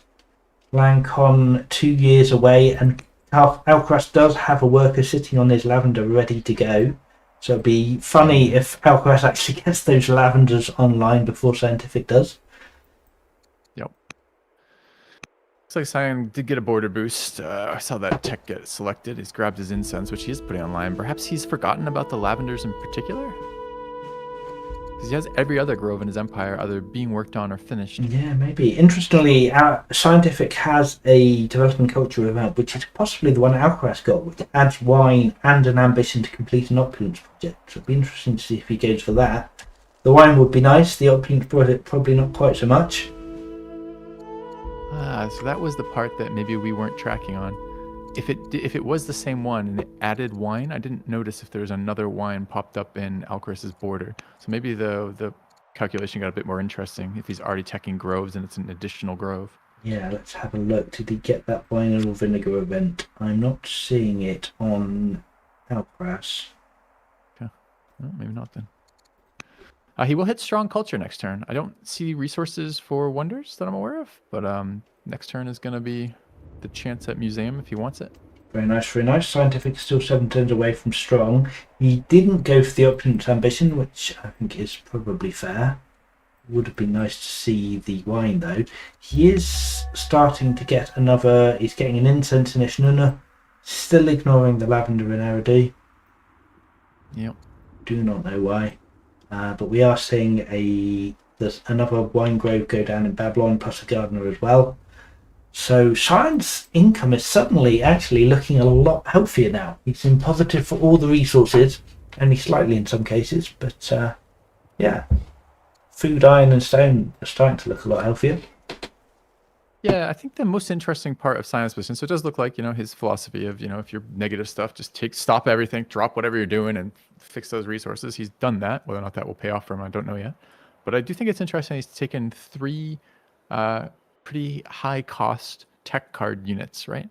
That he will have access to, and probably unexpectedly to some degree. I guess I haven't seen where Alcaraz's scouts are recently, but he's going to have a horseman, a horse archer, and his UU right now, which is quite a lot of stronger tech units at this stage of the game. I mean, maybe he's just relying that on defense. Obviously, he can potentially get rushed by Carthage with tribals, so maybe he's just hedging his bets there and not particularly planning an offensive. I mean, I think that horseman, I think the stats for the horsemen are very strong in this tournament. I think it was, I can't remember when this was, but it was something like everyone who's taken the horseman card has won thus far. Now, I'm not claiming that's predictive, but I do like having access to a routing unit, and often horsemen are a much later tech, so having access to a very strong routing unit can be quite decisive. Yeah, no, I mean they're great units for sure. Horsemen are very scary to deal with if you don't have spearmen, and a lot of weaker units that are just going to get destroyed. Amberino, sorry, Spider says, isn't the wine from that event a straight luxury? It may well be. I may well have got that wrong. Trust your extensive knowledge of the game. Yeah, I'm not challenging him. Sign building double pearls instead of double lavender. Weird. Like, well, they're just straight up worse, those pearls, unless you particularly want the luxury. But otherwise, it's just exactly the same, but 2 less signs. Actually, and worse for him because he actually has lavender as a family lux, but doesn't have pearls as a family lux as Babylon. So that's funny. I wonder if he's just blanking on, just can't see them for some reason. Yeah. You know, just hiding behind the city, not looking at them. Yeah, who knows? Alcaras 1 turn away from Lancon. Looks like we are going to see that lavender come online for Alcaraz first. Yep. Which, considering what Alcaraz is going to be turn 45 land consolidation, Scientific picked it up. Turn 33, 12 turns later. Yeah, it's a bit sad, isn't it? Definitely something to query. Yeah, right. I like seeing the roads. These are Alcaraz. Alcaraz, despite being one of the big advocates behind the road icons, doesn't use them on his pins. That's funny. It's just got in the habit. Habits are hard to break. Yeah. So still no real military advancement from Alcaraz. He's spending all his orders, I would imagine. Yeah, he's spending 12 orders on improving construction, which gives him a total order income of 26, which is quite high as compared to Scientific 10 plus 8. So yeah, 26 to 18 orders total. Yeah. Scientific is starting to claw it back a little bit. He is building some hamlets now, interestingly. He's got a hamlet down, yeah, he's building another hamlet. So yeah, Scientific is investing heavily in hamlets to get his money out. Maybe, is there a lighthouse in this map? There is. Oh, there is, sorry, yes, sorry. Is there some possible play where he's interested in lighthouse and therefore wants the pearls, you know, with the auto upgrades happening from Eridu off the autonomous city, and then putting the sea resources on first? I mean, some of that's going to be expansion so he can use the coastline, and I can see him doing that. So maybe that's some of the prioritizing there. But maybe there's a lighthouse as well, because that would explain the hamlets and the pearls? Maybe. I mean, yeah, those 3 sea resources there are the total on the map. So it's not like lighthouse is going to be great. I can imagine the hamlet just being built just to fix up the gold economy rather than worrying about the lighthouse. I can't see it being a super valuable wonder on this map, but maybe. I'm just trying to figure it out. And you're right. It is Artisan's Seat that built those 2 hamlets, so they were essentially, I think, 1-turn builds, right? Right. 2-turn builds. Yeah, of course. I always forget that Artisan can build the faster urbans, but it's definitely a nice advantage there. Yeah. I'm looking forward to post-trader nerf if I can maybe pick Artisans a bit more, because I do love Artisans, but they're almost always up against traders in my builds. Yeah. Gonna see that courtier go away, right? That's very true. Yes, yeah. It's not a huge nerf, but it is a slight nerf to traders. It certainly makes them a little bit less strong. You don't want to slam the thing into the ground. I like little adjustments. I think yeah. Good. Yeah. Alrighty, where are we? We're on Alcaraz. We're on turn 44. He used all his orders. He's not ended his turn. Not quite sure why not. A 9-turn opulence project. Jesus. Oof. Must be going to rush that later, right? Where is he doing that? In his cap. In Caravaggio? It's building a work. Oh, have I disconnected again? I think I have. Yeah, I'm stuck on turn 44. We're on turn 46. Yeah. Alright. Let's see if we can reconnect again. I do know I'm a little bit concerned about that. Because I'm not even getting any messages to say I'm disconnected. It's just blanking. And I have no game on my list. Right, okay, so we're going to have to ask players to rehost. Okay, bear with us a moment, please. Well, it's good you caught it. At least don't lose too much of the action. I can tell you right now, the action you're not missing is the 2 horses parked in Babylon still, not having gone anywhere. Okie dokie. Sorry, just looking at chat. Aaron says, "Can Fluffybunny and FilthyRobot see the chat here?" I certainly can. So, are you paying attention? We are dual streaming on YouTube and Twitch. Most of the chat's happening on YouTube, but there's a fair bit on Twitch as well. I can open that up, I suppose. I've just been watching the Twitch one. Not even watching, just watching the chat. Right, Sign is saving and rehosting, so we should be back in momentarily. But yes, we have. Let's see, what have we got? We've got 14 people watching on Twitch at the moment, 9 on YouTube. It's pretty much a spectator esport at this point. Well, it's definitely a generated a lot of interest this tournament, and I think this match in particular, a lot of people have been looking forward to seeing Alcaras and Siontific go head to head. So yeah, I certainly have. Good. There's a lot of history between them, not like negative, but just they've played a lot together and very different takes on the game. So it is fun to see 2 different philosophies squaring off. Yeah. All right, the game is back up. Let's kick in. All right, let me just. Okay. All right.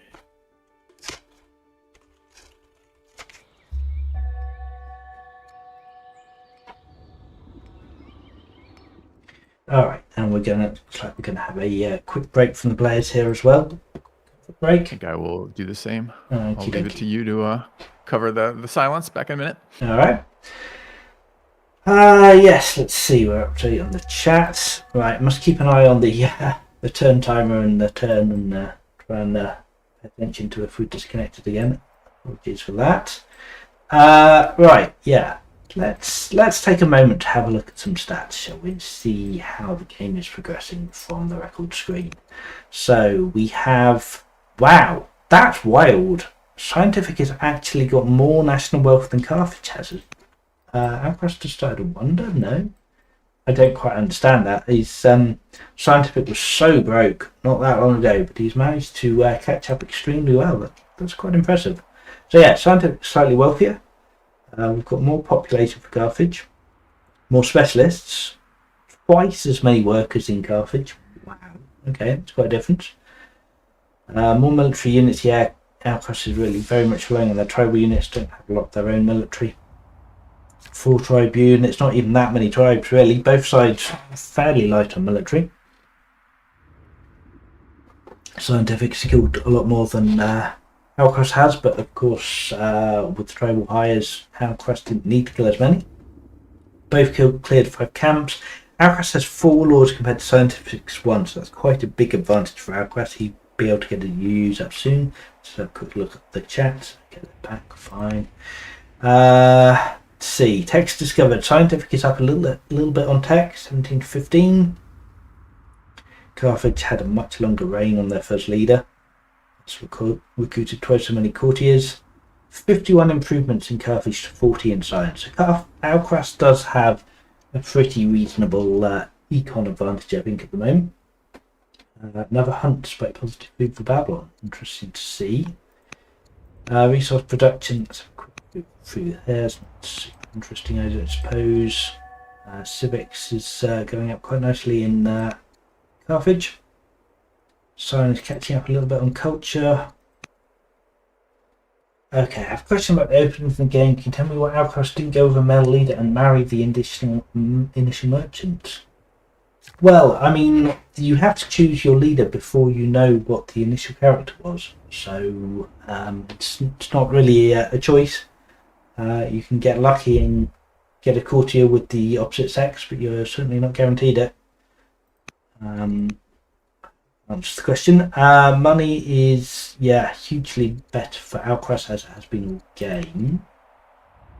Yeah, decent ordered advantage. So anyway, to see how many times Alcaras has held court with the judge, I don't believe there is. I don't think that is tracked anywhere. Siontific is actually overtaken on food. Interesting to see. Massively better on iron. Neither side has a huge stone income, 61 to 53. It's not amazing. Carthage is going a little bit more into wood. Not huge amounts for either. Very even on military. Bit more territory for Sion. He's been expanding his territory a bit more by the looks of it. And yeah, food prices starting to shoot up. Victory's pretty even. Slight advantage for Alcaras on legitimacy. Yeah, okay, fair enough. Yeah, so let's just track on that question a bit more. So Alcaraz started with a female leader. I don't remember what the initial courtier was, but yeah, it's not something you can rely on. If he happened to have rolled a male courtier, then he could perhaps have married them, but not necessarily something you can rely on. Okay, so we are turn 47, so Lancon is up. We do have a finished lavender in Carthage before Sion, presumably. Yeah, it still hasn't started the lavender up. Just wild. Why are you not improving this lavender? Do not understand that at all.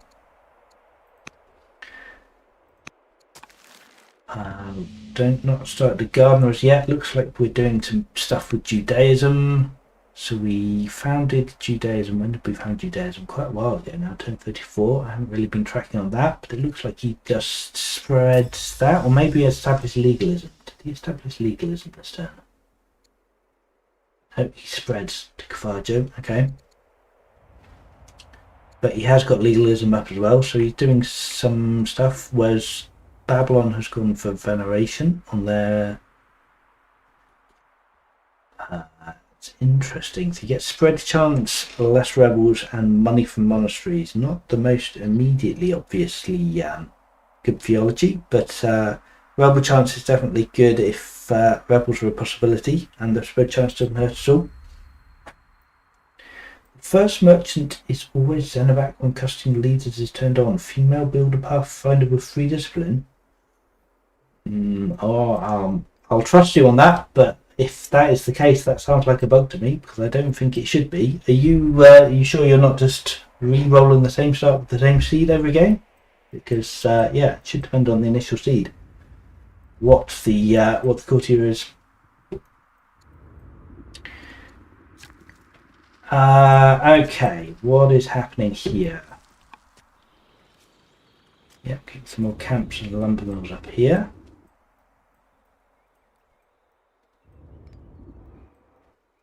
Not too much otherwise going on. Let's see what the workers are doing. Yeah, he's got a huge amount of workers working on his groves, which is great to see. Getting some more lavender up. Wine in his capital. Yeah, definitely prioritising groves more than Siontific is. Finally starting to get a... Oh, in fact, he already had his garrison and has upgraded into a stronghold, so he's working on his first unique unit in Utica.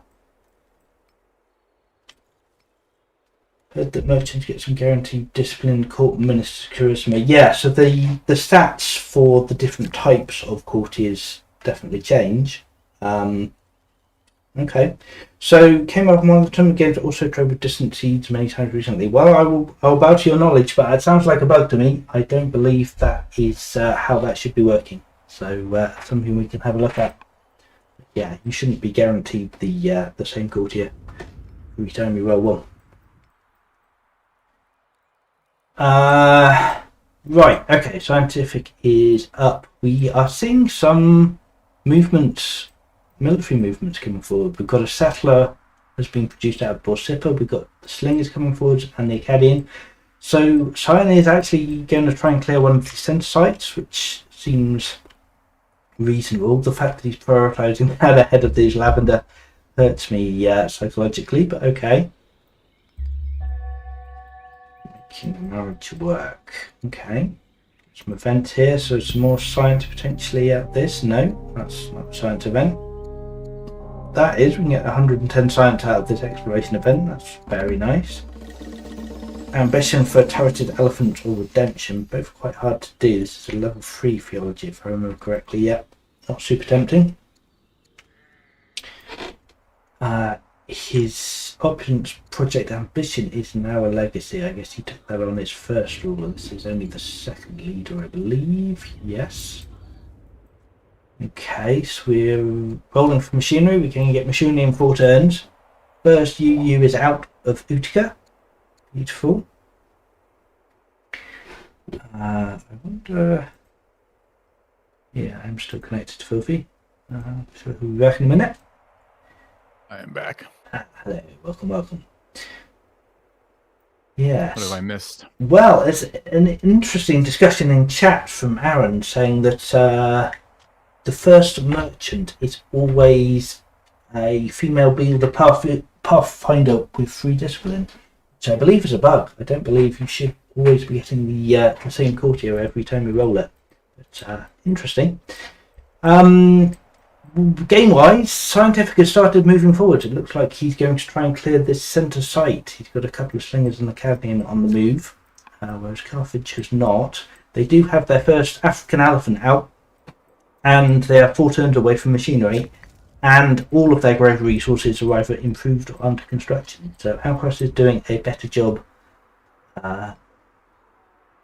focusing his groves. Going to have them all up before Siontific is, for sure. Pretty interesting. That's been a 0-wonder game, despite it having pyramids, Jebel, and museum in here. Yeah. Both players just really focused on making sure their empire state is in good standing before investing in wonders. So we see another African elephant rushed out of Utica, and the first African elephant has moved forward. So it will be interesting to see.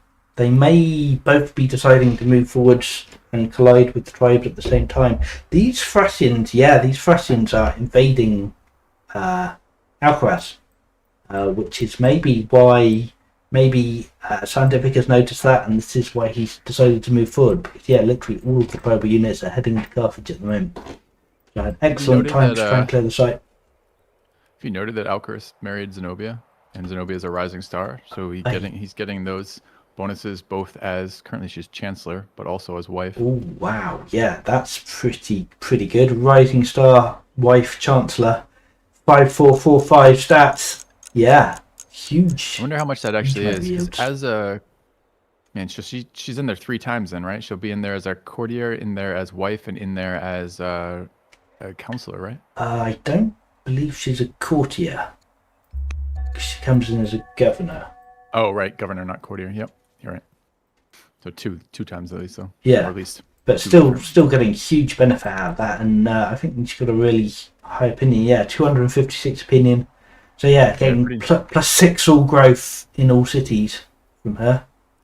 Plus, one of the best ways to deal with the rising stars, if you can, is get them aligned, married, like huge standing, so you can weather their kind of outrageous requests. Yeah, but this one character is giving 8 science, 6 growth to all cities, 41 global civics, 84 global training, and 250 money income. That's insane. Yeah. Yep. I also have a couple of other questions about the opening. First is, why doesn't anyone force march to the first Barbarian camp? Doing that allows you to clear it without spawning a single unit. So you can generally get to the first camp without having to force march. If you spend the training on either a general or a promotion that gives you at least 10% combat strength, then you can get to it. You can still clear the first camp without spawning any units, and you don't waste quite as many orders doing it. So you absolutely don't need to do that. Max says, just tested it, started game with custom leaders, and first courtier was a male eloquent builder. Now, do you mean the first courtier on the turn 1? That family with a 3 courtier? Or are you talking about just the first courtier that happens? There hasn't been a main patch since early January, so no. It's been a couple of weeks since we had a main update. Well, if healer triggers on the start of your turn, right? I believe it does, yes. Yeah, sounds right. Always feels a little bad for me on that.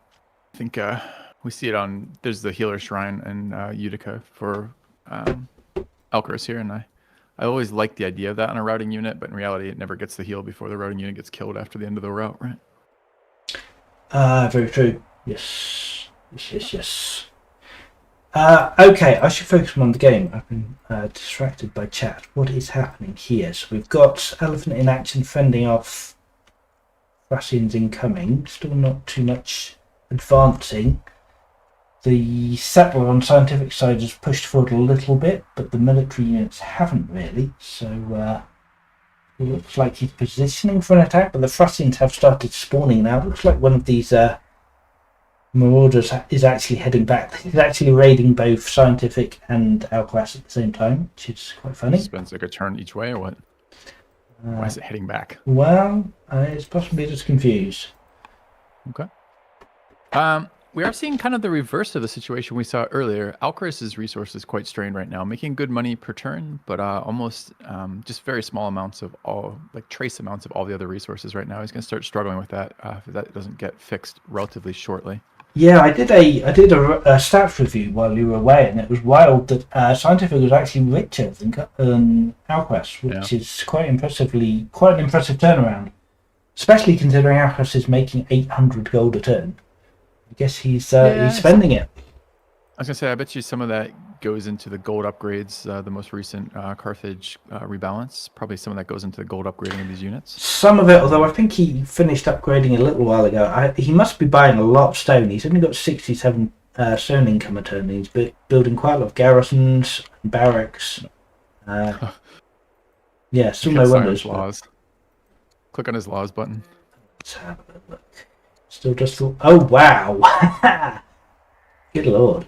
Alright, and Sion actually has 800 civics in the bank as well, so he could enact a couple of them very quickly. I wonder if he's trying to hide that, or did he just he must have just got civics. Yeah, he just picked up civics boost this term, so he didn't have the civics beforehand. Okay, Sion now has a zealot. He didn't slap two of those. He immediately spent civics on something that was not a law, dropped below 800. Well, he probably reassigned a governor because he just assigned his zealot leader as a general to the Acadian. So he may be, in fact, saving those civics for an enlist or two. I missed it. Did the leader die or did he abdicate? I guess, yeah. His old scholar has died. He had the mysterious sword, but was cursed. He's probably quite glad that leader's not around anymore. Not that the new leader is super high statted. 37-year-old vigilant zealot with -2 wisdom. Yeah. But now is definitely the time to be taking advantage of that zealot and moving forwards, I think. Well, it's a good decision, right? Like in the sense of, or rather, it's a decision that has the potential to pay off. You know, if Alcaraz screws up, he can leverage quite a lot out of this zealot. But if he doesn't, if there isn't like active conflict, or Alcaraz plays well here, it may just put him further behind this leader.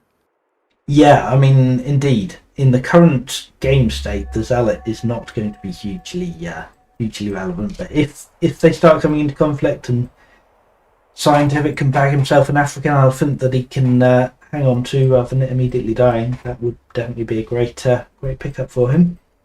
Yeah, maybe he'd get to use healer once or twice. You never know.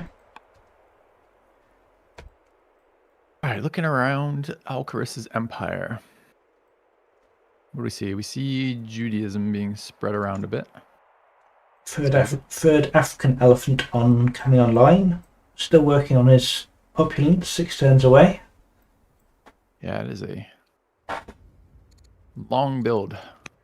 Yes. We only see 9 or 10 turn builds in the capital this stage of the game. Judaism loves him. He's got a huge 307 opinion with Judaism, so he's got 2 of the 3 families converted. If he gets the 3rd one converted, it'd be nice to see some conversion missions from the head, who absolutely can be doing that, and that would help him out quite a lot. He has finally got through his bankroll of civics, though. I assume a couple of these rushed elephants must have eaten that up, because he's at 21 civics, making 100 a turn, and it is civics to convert via that method to the religion. Right, yeah, he has spent all his civics on something. Because, I mean, like, this 10-turn opulence project is, instead of upgrading 3 wines, well, probably 2 wines via gardeners. So it's quite an expensive. Yeah, I don't love it. I think, I guess it's a 10 legitimacy swing. It certainly isn't nothing, but it's a long time for an amazing payoff. So chat pointing out onagers coming up on both sides. Alcaraz is 3 turns away from Machinery. Sion is 6 turns. So it looks like How can these projects Sion's... be rushed? No, they cannot be. Okay. In any method. So it looks like Sion's science has taken quite a dip. I guess the Zealot, of course, is not helping at all. It looks like Sion is starting to move forward and start clearing this Fratian site. Alcaraz has good vision on that with the scout on either side, so he knows exactly what is happening. So it'll be interesting to see if Alcaraz moves forward and tries to contest that. It doesn't look like he is at the moment. Yeah, no orders left on this turn. So it looks like that Camp will go. Alcaraz is happy to just let the site go to the to Scientific. It's a good point that with all the hills overlooking the city, it's going to be a bit of a nightmare once onagers come onto the scene. But I suppose if both sides have onagers, then if Sion can get his onagers in place first in the hills, then that's potentially going to be quite hard to deal with. Of course, the elephants particularly good at dealing with onagers, given that they can both rout with a strong attack bonus against siege and panic the onagers to unlimber them. Pretty interesting how neck and neck they are. The players are for both total combat strength on the board as well as total science done. Yes, they've kind of ping-ponged up and down a little bit, haven't they? Let's have a quick look at science here. Yeah, scientific science did just fall off a cliff from 97 to 59.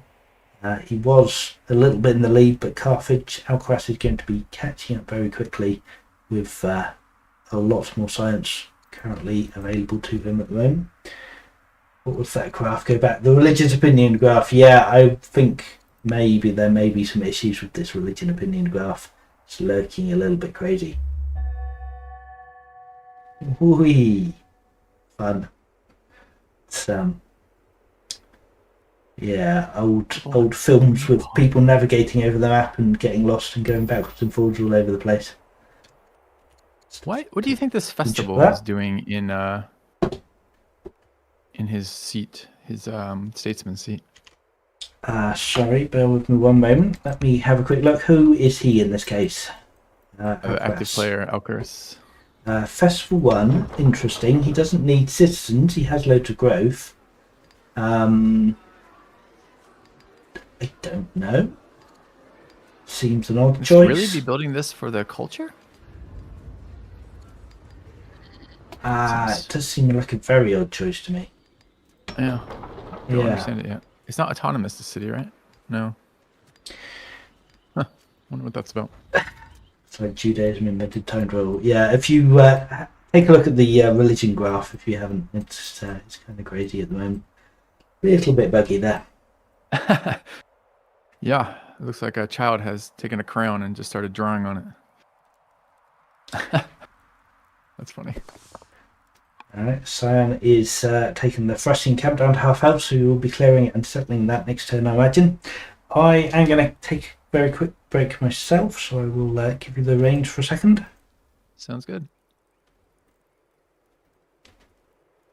Maybe one of the upsides of this central site, although it is overlooked by those hills, as Fluffy pointed out, I do think it will let the central player have the decision of where to attack. Kind of a nice, almost midpoint placement between 3 targets and that north-south river, making neutral movement pretty easy.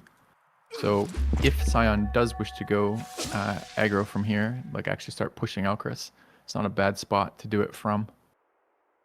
On the other hand, this also gives Alcaraz somewhere to focus. If he can close up those, big concave between the volcano and the mountain, there might end up being a bit of a stalemate here. I think a stalemate favors Alcaraz pretty heavily right now. I don't know though. I mean, we're starting to see in Alcaraz's empire, I think there's 6 quarries coming up right now. No, mix of mines and quarries. So he's definitely investing in those resources, having spotted that same deficit that we noticed a minute ago. And military units are coming out, although not many right now. Just 1 African elephant and 1 camel archer. Camel archer is pretty good on this map. Bunch of arid tiles around the entrances to Alcaraz's cities, as well as just a decent unit overall. Wonder if those will get some play. But I think Sion might be looking for a bit of a timing here. Might be something to be said about that too. He's got those unique units, or rather the card units, the tech card units. Might actually be trying to put them into play. The Horse Archer is a nice mobile damage projection. 6 strength is... That's funny. City name apparently something that people have been fighting over. To refer, yes, that was a big battle in Alcaras' last game, if I recall correctly. Alcaras v Bludge, and I think in several of these games it's come up. Yep. Portcullis on Carthage. Ooh, actually a very solid tech for this stage of the game. I don't think he's going to get much in the way of yields out of it, although maybe eventually getting a spy into the cap will fix some of that. There'll be some yields there, but it'd just be really nice to have some idea of what Sion's doing here. Yeah, so we're seeing, interestingly, a camel coming out of Leptis Magna. People have already commented on that, but no onagers as yet. We're going for, still working on that festival in the Statesman.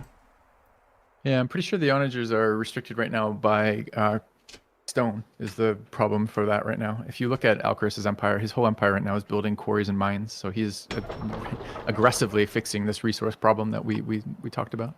Yeah, he does need to. He does still quite have a decent money reserve, to be fair, so he can still keep buying stone. Stone isn't super expensive at the moment, so I think he's okay for the moment. But yeah, definitely good to fix that.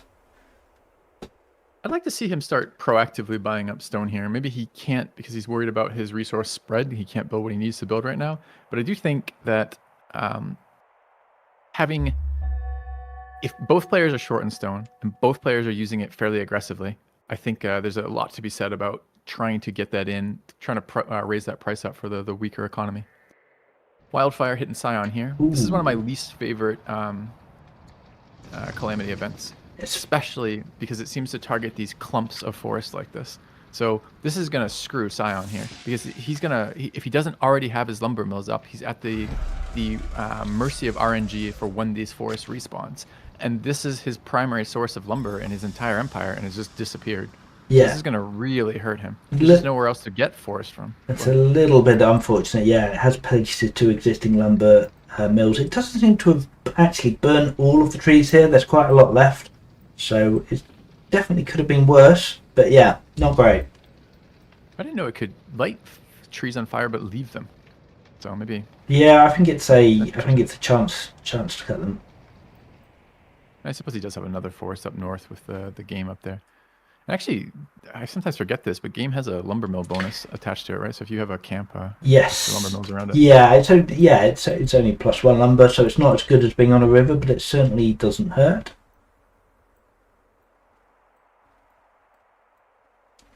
So yeah, players just talking about the fact that the Thracian invaders are ping-ponging back and forth here, which is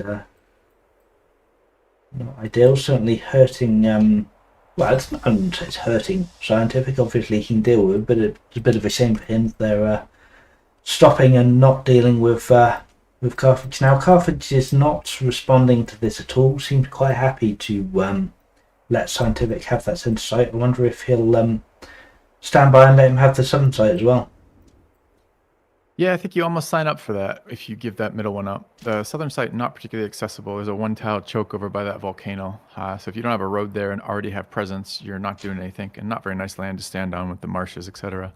So I suspect Alcaras has either through inaction or through deliberate intention said, I'm not going to contest these sites. I'll let you have them both. Yeah. I mean, maybe Alcaras is quite happy just to sit back and develop his empire. I don't think that's the worst idea. Yeah, it's a bit. I don't know. Like, it's always difficult to contest these types of sites. Almost a lot of times, it's just the person with the momentum or who makes that move gets it first, kind of deal. Because it's difficult to respond in time to prevent the city coming down, and it's kind of a pain to uproot a city once it's down. So. Just like to point out once again, sorry to harp on it, but 20 turns after discovering land consolidation, neither of the Lavenders in Eridu have been improved. It is just painful. Yeah, it's got to be an oversight, right? Like, he's got 5 workers in 2 moves of those tiles. He must have just forgotten about them. happens. Yeah. But I agree. Yeah, be a bit. Amberino says Sion could fought that river and have onages behind. Yeah, I guess actually that is an interesting point. I think definitely whoever can set up a nice onage line here first is going to have a strong advantage. Especially, I mean, either side can do that, but it would be better for Carthage because they have the elephants, whereas Sion doesn't have necessarily a particularly strong answer to that. They've got one horseman, but apart from that, struggle to deal with a line of onagers. Oh, we do see a war elephant in and another one in production, so Sion has his own Stompy boys. Not going to leave the elephants to Carthage. Inferior Stompies, though. Slightly inferior Stompies, certainly, but Stompies nonetheless. True. And 6 combat strength, pretty nice, and he has his own routing unit, so not a big problem there. Yeah, we are seeing another settler coming out of Uruk, so it looks like Sion is planning on taking that southern Thracian side. Not going to just leave it empty. Yeah. I think the thing I like the least from, obviously on Sion's side, it's the those two unimproved lavenders for sure. But on Alcaras' side, I really think this opulence project has been awful for him. Yeah, I agree. It's, I mean, I do wonder if he was seeing. I think someone was saying we didn't see the event. The event that offered that ambition and a free wine was on for the other player. We haven't seen it for Carthage, so it's possible he had through Rising Stars too that are like it's kind of a punishment. You have to build this opulence. It's something else nice. It's possibly felt forced to do it from an event because I suspect he probably wouldn't have just picked it otherwise. But once you have it, I don't know. Is it worth losing 10 legitimacy? Or maybe. Not having to build a 9-turn opulence project. Maybe, yeah. Especially, as you say, with the free gardeners would be a lot of value for him. Yeah. And he can actually rush them as... Yeah, in fact, he has a judge governor in Carthage. He could even have just waited 3 turns on that opulence and rushed out all of those gardeners. And that would have been they're getting him 3.6 science total each. That's 10 more science he could have got in 3 turns. Yeah, his leader, who's in Carthago right now too, is a 42% multiplier on these. So I agree. I think that's a slight misplay here. But again, I don't remember the situation. It's tough to do that, judging that without the events and the resource situation at the time. So who knows? But I do like the state of Alcaras' cities by and large. It's pretty clear he's decided my back rank is not going to be doing military production right now. My front rank is, and his front rank of cities all have their barracks is either up or coming up. Those little diamonds of orders and production, or orders and training rather, looking pretty nice. I don't think I've seen that on Sion's side this game.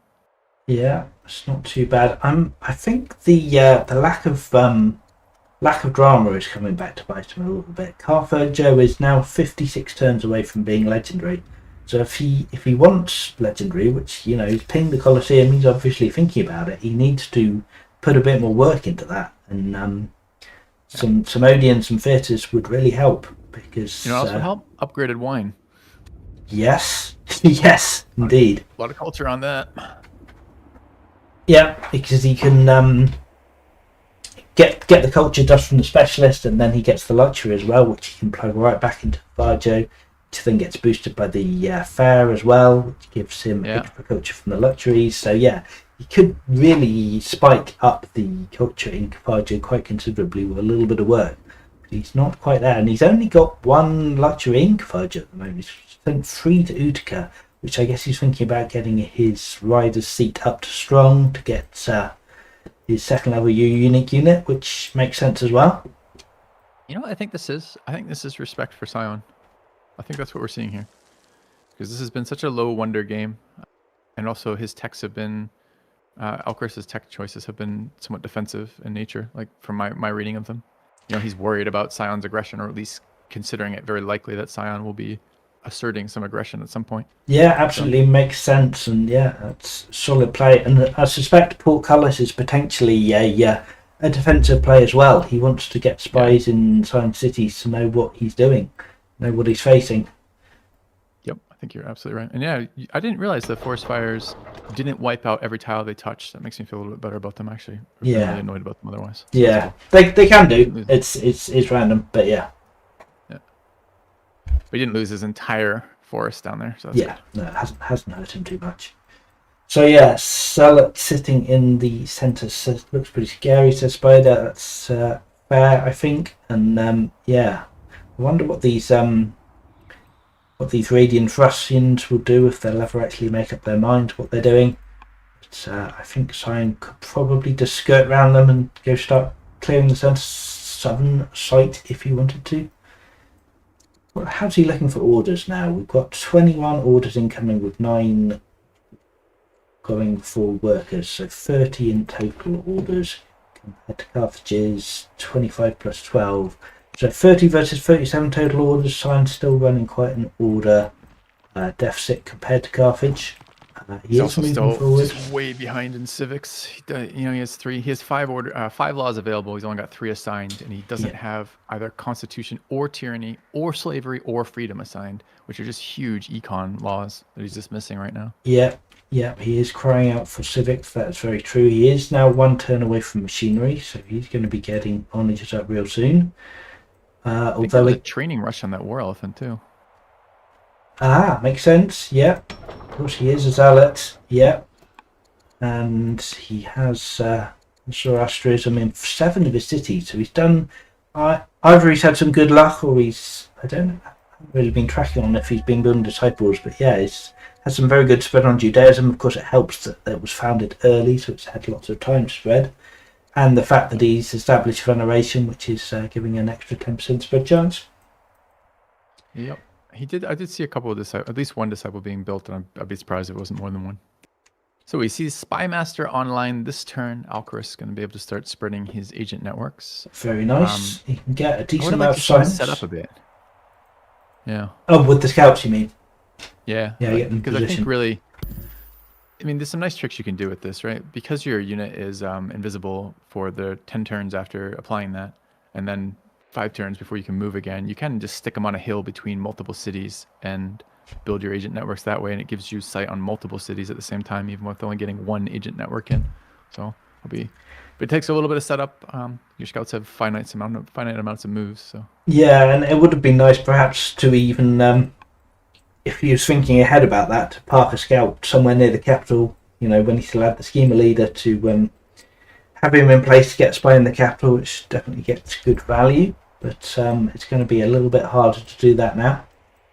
Yeah, I mean, I think as you say, I think Portcullis here is defensive. He will presumably work towards getting a spy in Babylon's cap, but I think, I mean, there's a lot of good information there, right? Like his timing on Legendary, for example. Are they contesting wonders, that kind of thing.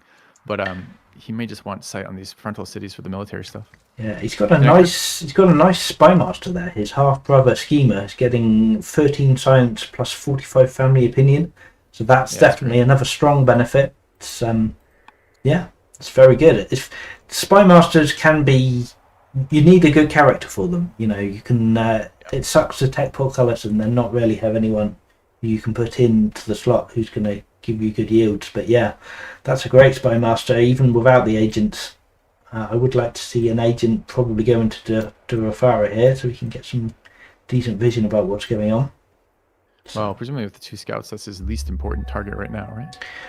I mean, I suppose yes, but then again, if you're moving scouts away to put agents in other cities, you lose that vision on the middle. So true. Not sure. Just a comment in chat I want to address who a player asked, is it allowed, or viewer asked if it's allowed to, between sessions, ask Sion about the lavender. And no, please don't comment to the players about any of their game state between sessions. Try to let them have their games influenced by the viewers, if possible. Yeah, for sure. We don't want to spoil players, and of course, asking them direct questions about things that are happening is in effect giving them information about the game, which we definitely want to avoid. So yeah. And I expect, anyways, that when the play session ends, both players will have access to loading in on their side if they want, and the players tend to take a minute and assess their situation when they load a new session. So I expect that if Sion has missed these, he will unmiss them between sessions or at the start of next session. Yeah, hopefully so. So we're seeing a gardener in Babylon. Babylon is a strong culture now. Yeah, of course, he still needs one more lord to be able to get his unique units up. He does have a decent amount of wood stockpiled now, still not a huge income, but he could afford a couple of his unique units. We're seeing some of these 3 units moving forwards, plus the Stompy Boys. All such coming forwards. And unsurprisingly, he's built some barracks and garrison in his artisan cap, nice and quick to build those, and he is putting specialists in there, but it will be a bit of effort to get units produced there to the front. Let's take a quick look at the science. It's not dwell on the religious opinion graph. Where's the science? There we go. So yeah, Carthage is now at 106 versus Sion's 84. In total invested, we're a couple of hundred up for Alcaras. So still not too different so far. But yeah, Carthage is going to start pulling away. We have seen the first agent network go up in Larsa. We've got an agent in there who's giving him a little bit of training, not too much, but he is now getting eyes on the fact that Larsa has just started building an Onja.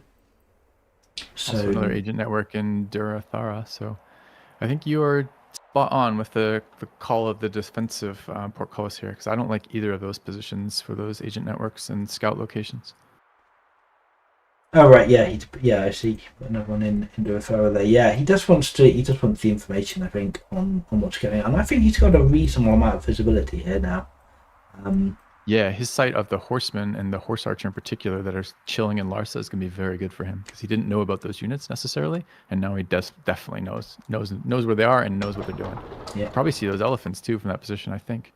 Got a onager coming out of Sulci now for Alcaras. I'd say 4 out of 6 turns to build that, so that'd be nice. I'd like to see some more onagers coming out. We're getting another African elephant out of Utica.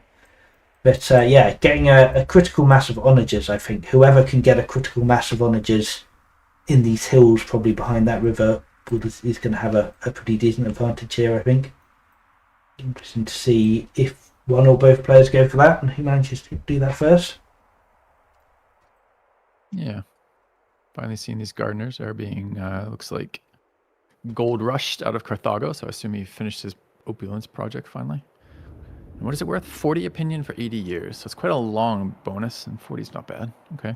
Yeah, so his families all absolutely love him. Of course, that's mainly coming from religion, but yeah, bonus doesn't hurt as well. So yeah, I would say Alcaras' position is looking pretty strong here. He's definitely got a nice science advantage, which is in the position to rapidly expand further with these gardeners. Yeah. Portcullis not going to hurt either for science. Yep, I think he's probably thinking what we're thinking, which is he's in good shape. He's got a good economy going, nice setup, but he needs to not die. And there will be punishment in the sense of if he gives up both these center city sites without any contest, 2 cities is not nothing. That's 2 more production queues, 2 more sets of resources to utilize. It adds up, the land. Yeah, no, it's definitely an advantage for Sion. It's a question of how he can leverage that. What we're seeing being built: Camel Archer, War Elephant, 1 onager. Yeah, I really would like to see more onagers at this point. I'm not quite sure why he's building a Camel Archer. I mean, it's definitely nice to have 1 or 2, but I'd rather have an onager at this point, I think. That's interesting. Onagers are tricky to attack with, especially when there's not a million units on the field, so they're like not literally body blocked off from everything else, right? It can be difficult to be offensive with onagers. They're slow to get there. When they set up, they're vulnerable to attack, and his opponent is playing a nation that has access to a unique unit that's an elephant, so they're particularly weak versus the elephants. I could see, if you're wanting to be aggressive, I could see wanting to be aggressive with other units. Yeah, no, that's fair. Sorry, Karen. I didn't mean to interrupt, but as I say that, Sion's just dropped the fort down on his side of the river in the center, which implies could be a base to attack from, but it also implies some interest in a defensive position. So maybe not planning to be aggressive. Yeah, I think it's, as you say, it's definitely a good position, both offensively and defensively, just controlling that area and locking it down. It is, yeah, both as you say, I mean, onagers and forts are both a little bit questionable when there are elephants around. It's very easy Yeah. to just knock people out of them. But I think it's fair if, given the fact that Alcaraz is just not advancing here, Yeah. Sion is trying to lock down the middle here. I'm actually not sure about this this fort on the neutral territory, because it could hurt him just as much as it can help him. As if he gets knocked out of that by an elephant and then Alcaraz occupies that fort, then he does have that. And I that's true. guess Sion has his own elephants, but yeah, I wonder how useful that fort is actually going to be. Yeah, I think. Yeah, I mean, I don't mind it. It's very far back. It's a very long-term investment. It's going to be 3 turns of building this fort. You know, is he going to road to this fort to make it easy for his onagers? Is he going to take the other side of the river? It's going to be just a slow kind of, you know, light pressure from that for a while. So it's definitely an investment. And as you say, it's very vulnerable in this particular map. But what I do like is Sion is putting the question to Alcaraz. He's threatening, even if he's not pulling the trigger on that. And Alcaraz hasn't responded yet. We don't see these troops repositioning to be in strike range. They've left themselves in the positions they were at, which are good positions. They're sitting on barracks, soaking up experience. But, you know, he's still not responding. So kind of Sion gets to play how he wishes right now. Yeah, no, it's a statement of intent indeed, and we don't see any reaction from Alcaraz at all. We do see hydraulics being decked 5 turns away, which is going to be painful for Scientific to deal with. The elephants, I guess, will help with that, plus his 3 units, but he doesn't really have... Yeah, I guess the elephants are going to be the answer to ballistas. Yeah, he's got chariot tech. I saw it going up a couple turns ago. I actually don't think ballistics here are looking for ballista, though I'm sure he'll pick up a couple while he's there. I actually think this is a resource investment. Is what I think this tech represents. Right, yeah. Alcaraz saying, I want to slam some windmills and water mills down. Absolutely makes a lot of sense. It's a huge economy booster for him. Yes, more science, more yields from all of his improvements. Yeah, I can see paint and windmills already. So yeah, that ties in with how you're thinking. Oh, and actually, if I look now, oh, interesting. So if I look into what Alcaraz has pinged on his tech tree, he's got cartography targeted too, which is real interesting. You don't often see that as the final stop on a ping here. I was curious if he was going to go for mangonels, which do come from cartography, but steel research, I'm guessing, is what he's thinking there. Yeah, but be pretty decent. As long as they're similar, he can do that too. Yeah, it's pretty decent, I think, income boost. Let's see, what is it getting him? Let's switch back to Carthage again. Come here. So yeah, steel research is currently worth 110 science over 3 turns. We're talking about 35-ish science a turn extra if you can repeat that mission. It's not bad. Cartography is what, a 600 science pickup? So I guess it's 20 turn payback. Yeah, it's I guess a long term investment. If you have pegged this map, and I think a lot of both our viewers and our conversation has been talking about onagers on this map, you know what's better than an onager on this map? Is a mangonel, you know? So that's right after that. If you already have the tech for cartography, it's not far to pick up the 2nd tier siege engine. Yeah, mangonel's certainly nice. It's certainly starting to look like this game is going to be a bit of a stalemate. I don't really see either side aggressing anytime real soon now. I mean, Scientific maybe, but I don't think he's in a position to... That has not stopped him in the past. The fact that he's not in a position to do it does not mean we are not going to see aggression. Well, yeah, fair. But what I see a road being built in multiple locations along Sion to the front. I see all of his military units being centered in that city, which, to be fair, is the logical spot for them. And then I don't see a lot of effort. Do we even see another settler for the southern site? Yeah, oh no, hang on a minute. He was building another settler. I guess he's switched away. Maybe he's just decided he doesn't want to bother settling that southern city site, which, to be fair, I think is not completely unreasonable. I'm not sure how useful. I think it's very unreasonable. I think it's super easy to defend that site if you control the middle site. I think it's very hard to attack that site if you don't control the middle site. So I am surprised that he isn't willing to pick up the Thracian site. But no, I think I think he's setting up for. I mean, I don't know. I don't know if it will be with these slingers. His posturing makes me think he's strongly considering an attack, and it may just be having the ability to do that if situations are right, if the situation is right. But I see a lot of things pointing towards that. Alcaras is going heavy on lumber mills in the south. He's building quite a lot down here. I guess he's thinking about. Is he thinking about mills? I don't really see a. Well, he certainly doesn't have mills pinged down here. Well, he ought to be thinking about it. He just slammed the tech. Interesting. But yeah, seeing a lot of lumber mills coming up. Mine. Yeah. He's pinning. He's got windmills pinned in his cap. So yeah, a couple. Yet. But yeah, he's not really in positions where they're going to get him huge amounts of resources. I guess the one next to Gadir is not too bad. But, doesn't look like he's thinking about building improvements around them particularly.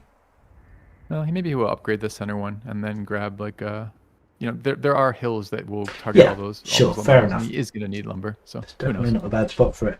I mean, what is he going to need lumber for? I guess is the question. What are we thinking there? I mean, he doesn't. Well, he's got coinage targeted in part, right? So if he wants to build any of those gold-producing buildings, those are wood. He's got ranges pinged on his map. If he wants ranges, those are wood. If he wants to do any of the siege engine stuff, they all have secondary costs associated with wood. I think he'll find plenty of ways to spend it. And museum is still on the board. Which is 400 wood. That's very true. He could well be thinking about mausoleum, and of course, his units use a little bit of wood as well. So yeah, fair enough. I guess he does have quite a lot of good uses for wood.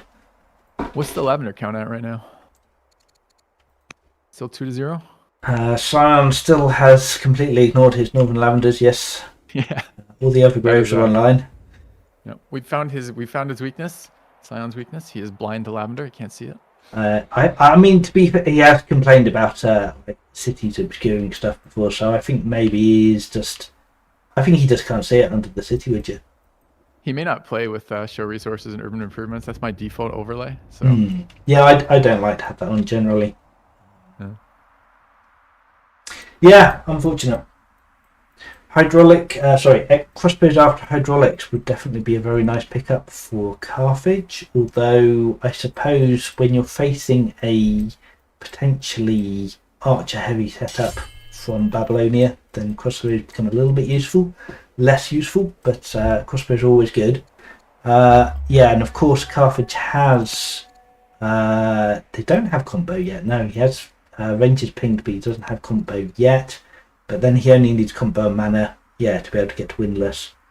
And then, chain drive is not too far away after that as well, which of course is an extremely strong unit.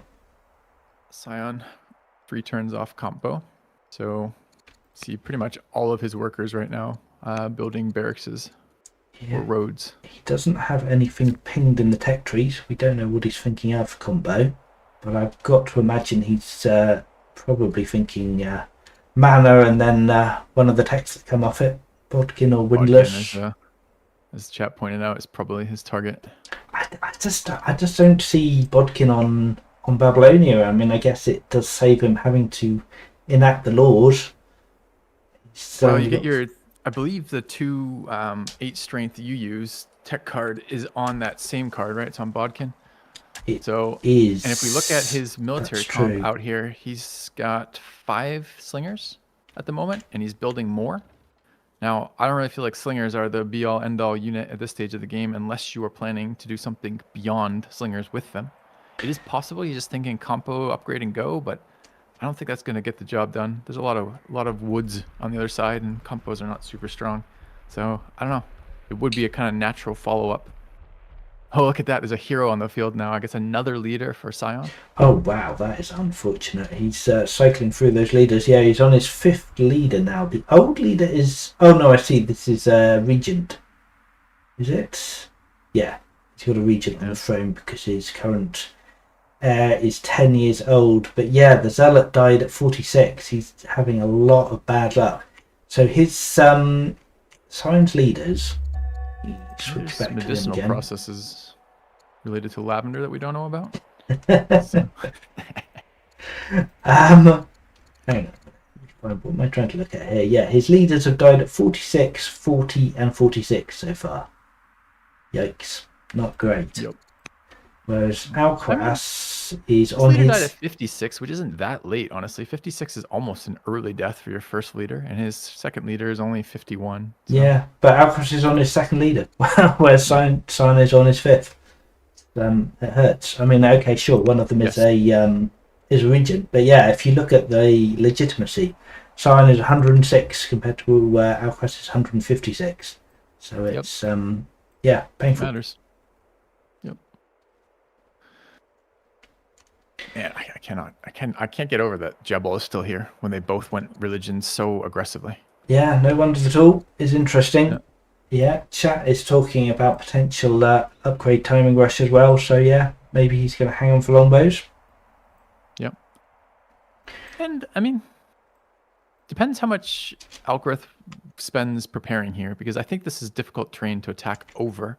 But if Algareth leaves these forests in front of his borders and doesn't get around to building these forts that he's pinged, this could actually go poorly for him. He needs to make sure that he is prepared for the timing push that Sion is broadcasting over there. Yeah, we are seeing some Carthage units moving down. So all the tribal units are starting to move down to those woods where they're going to be particularly strong. Of course, they get the some of them get the bonus for woods as well. Some of them get the bonus for hills. Lots of woody hills there. It's quite nice defensive terrain. Yeah. And then even if Sion gets an onager up in that fort he's building, it's not going to do an awful lot of damage into those woods anyway. No. And honestly, if that fort was one tile ahead, I'd like it a bit more. Because right now it only threatens the single tile inside Alcaraz's border, that frontal tile. It would be nice if it had just a couple more that it overlooked. Oh yeah, no, all these urban tiles are hills as well, of course. I was thinking if they were flat, then he could start threatening some of those urban tiles, but yeah, can't get to any of them at the moment from that spot. Yeah, and it's strong, the forted onager creep, but it's also very slow. So if your opponent is ahead of you in tech or comparable in tech, it gives them a lot of time to react. Yeah, what are we seeing? 125 science now for Carthage as compared to 92 for Babylon. He's definitely falling further and further behind at the moment. Yeah. He's probably feeling that too. Rarely do games feel great where you have your leaders dying so rapidly. You almost always feel behind because it's just so many things have to be fixed after every leader death. Yep. Unfortunate indeed. We are seeing, let's see, another couple of onagers. Well, a couple of onagers, I guess. They are the first ones, I think, for Carthage. Yeah, Carthage doesn't have any siege as yet. A couple coming out there. Sion has, one onager? And he's building another one. So yeah, neither side are really spamming onagers so much. Chris needs to send one of his trader workers from his capital to that front line. Having 3 roads a turn when you're fighting is just incredible. Yep, that would certainly help quite a bit. Let's see, Sion has the civics for his 4th law if he wants it. If we'll see him take that, presumably we would. The old Babylon 60 turn 4th law rush. Powerful stuff. No, that's funny. I wonder what he takes at the moment. What do you reckon is the best bet? Maybe tyranny. Tyranny. If he's trying to do this, upgrade strat here, he's going to need both banked training. I mean, honestly, at this point, vassalage might be his best play, where his units are positioned. Yeah, it's a lot of food. It's an extra 30 food from vassalage if he switches. On the other hand, he would lose 7 science. So yeah, given how civic starved, he probably wants to concentrate more on enacting new laws rather than switching. But yeah, tricky. I haven't seen his decision process yet. Like I haven't seen any of his heir decisions where he actually gets to choose what they were. So I don't know how much he's been selecting for military style leaders ahead of like politics style leaders or that kind of thing. Yeah. But a judge would be incredible for him right now. Well, it might be worth keeping an eye on his 11-year-old. He has put his 11-year-old into students. Yeah, tech student. So I guess he is. He's thinking about attacking, isn't he? I mean, I guess he is. I agree. We're seeing a lot. I agree with your assessment. We're seeing a lot of military. We're seeing a lot of military units being built. A lot of his cities are concentrating on it. It does look like it. I mean, maybe he's just thinking, maybe he realizes he's falling behind, and it's Making a desperation attack. desperation play. Yeah, possibly. they're That certainly could be his logic. I commented on this earlier, and I think it's worth calling again. There is something nice about this fort placement and this river, because again, he owns this side of the river, and the river basically runs to all three of Alcaris' cities as almost like a neutral highway right now, north to south. Yeah. So if he connects the river system to his central city, where he's pushing all his units, like Alcaris is moving units down back and forth across here. It doesn't really cover the cities in the way that he needs it to. I think it's a bit cramped to attack north, but he could just ignore this southern fortification that's coming up down here, he being Sion here, and push some units north if he wants. Yeah, absolutely. Both sides do have exploration, so they can both move up and down that river pretty effectively. Sion did go for tyranny, as we expected.